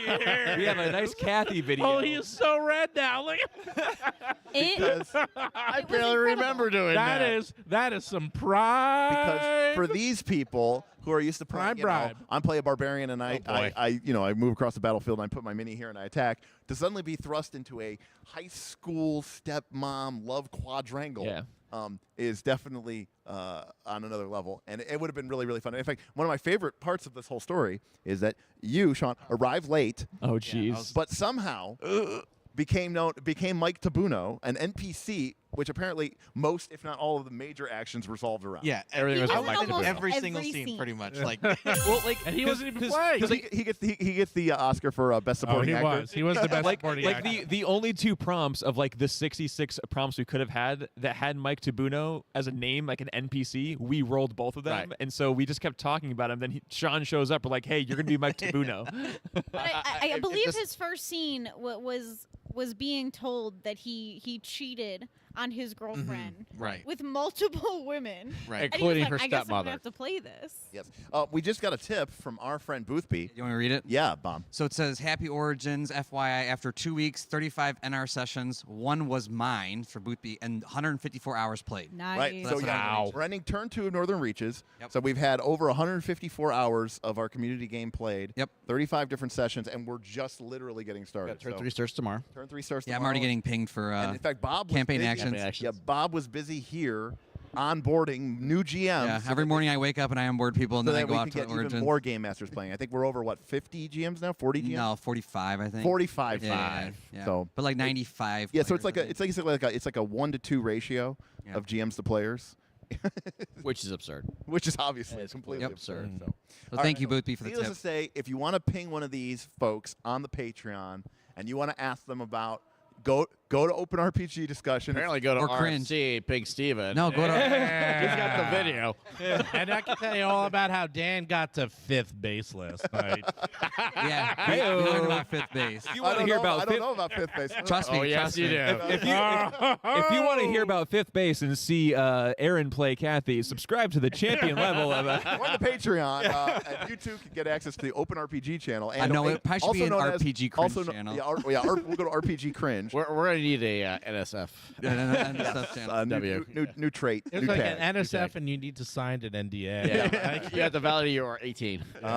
But ping one of these folks. And I'm sure they'd love to tell you the story. But I wasn't there, so I and that's part of the fun, right? Everybody gets their own. Jonathan, Dan? Oh, that's your buddy, yeah. Don't worry about it. You don't Don't need ask- to Don't know. worry about Don't it. ask me next Saturday either. He's a level 13 What happens wizard. at Origin stays at Origin. Yes, Except on RFC. Our buddy George said, yeah, Bob was carrying around a binder at the con holding a black and white printout of the Northern Reaches handbook. I was. Yes. That's right. I didn't bring it. Which he access- tore up for Fiasco. No, I didn't. That was my avatar. that was the avatar. We Okay. didn't have Yeah, paper we for left Fiasco. without note cards. We I forgot know- the which I index cards. told you to take. So Bob goes, That did I come got that up. avatar character sheet and just rips it into pieces, but writes in black over black ink. I had You red can't too. I read had It both was black super and Bob. red. I had It was black and very red. Bob. Hey, Bob, I'll back you up. You were still a little drunk at this point. When we you know, first so- started, I was We were all still pretty drunk when tipsy. we Not Derek drunk, but I was tipsy. But Back you up after on that 4.5 hours, I was Right, completely so this sober. is actually like a reverse Fiasco because normally what happens is you start playing sober and you get more drunk as the night if goes we were on. playing it at like a You guys hotel room, started we maximally Is drunk. it like in the rule book to hey drink while you play this, or is No. you guys just play it when you drink? We just play it Okay, when we okay. drink. Also, to be Obviously fair, it fits It's in a that. little, we played in this exact spot at like midnight screaming. Like people came up the escalator, looked at us, and went back. Screaming down. ridiculous.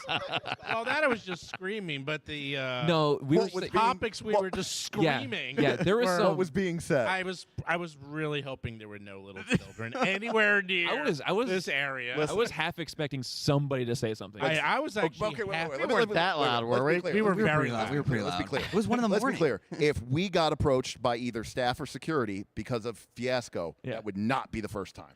This is true. Derek and I This is one true. time played a 1 a.m. Fiasco game in a ballroom, and somebody definitely came in and talked to us. Oh, It was yeah, like, we- your we- group is screaming about Cthulhu Right. or like some kind of ice. We were in a bar and we were playing a Fiasco playset, and the playset you guys did high school. We did high school. We Yeah. did a playset was called At the Gaming Convention. It was a third party, someone because people there's a whole library. Oh, that's right. The whole library of them, and like the needs in our games were like needs to have sex with Brandon Sanderson. no way. Right? Yeah. Really? Yes. Yes. Okay. Are they Mormon? no. They had heard he was very well endowed, and they were obsessed with having sex with Brandon Brandon Sanderson. Sanderson, by the way, for the record, is very well endowed. Okay. Then You heard it here, folks. there was a plot. There was a plot between people to steal the actual movie prop glamdring that was used by Gandalf Okay. and use it to kill someone because that would have been poetic because they killed their character in a Lord of the Rings game and it was the only way they could feel like they could truly get justice. Aaron, very drunk on Long Island iced teas, begins in the bar getting up and demonstrating his character's like 80s movie training montage of this fat overweight nerd trying to learn how to use a sword so that he can go execute. But in his mind, he's like, I'm leveling up, but it's just an idiot. And he was playing to that, but he was also drunk. So he's just stumbling around the bar, jumping up and down. And the waitress and everybody's coming over there and just being like, you got to do something They're about like, sir, this isn't Coyote Ugly. Please get off the bar. Why are and, you up here? And then, like, there was a lot of think very Steve there was a lot of wasn't very there. We don't there was have a that lot on of very video. inappropriate things screamed about Brandon Sanderson's genitalia, and Ooh. it got really crazy. All right. We should wrap this up, though, before we get too much into this. All right, we are going to wrap it up. So, Sean, be ready to take us out to stream. Not yet. Derek's going Not to say yet. bye. So, just want to say thanks again to everybody for hanging out with us. Thanks you, again Derek. for joining us here. We're going to be back next week, Tuesday. We are right. doing, because you we reached that tip goal last week or 2 weeks ago, we're going to be doing session -1 of Root, where I'm going to be getting together with the cast and crew to basically explain how Root works. These folks got the explanation of how Powered by the Apocalypse and Avatar Legends worked, and it took about an hour and a half to really go over everything. And I want to make sure that if you want to have a firm mechanical base in what we're going to be doing with Root, that is what the session -1 is going to be. Yep. And then when we come back in July after Aaron's vacation, we're going to be doing session 0 of Root, vacation where for this people vacation. now properly indoctrinated into the rules know how to actually make an effective character, and then we're going to have our fun campaign. But that is Tuesday. I don't know what we're doing Thursday. It's kind of up in the air. But, needless to say, thank you for being a part of this. Thank you again, everybody, for hanging out with us. And thank you for being a supporter of Night's Last Call. So on behalf of everybody's here. So on behalf of the patrons who make this entire channel possible, on behalf of our good friend Steven for the many gifts that he has provided for us, and to my dear friends Alyssa, Bob, and Aaron, thank you so much for coming on this journey with me. Appreciate it. And we'll see you next time on Nights of Last Call. All right, Sean, take us out. Peace out, everybody.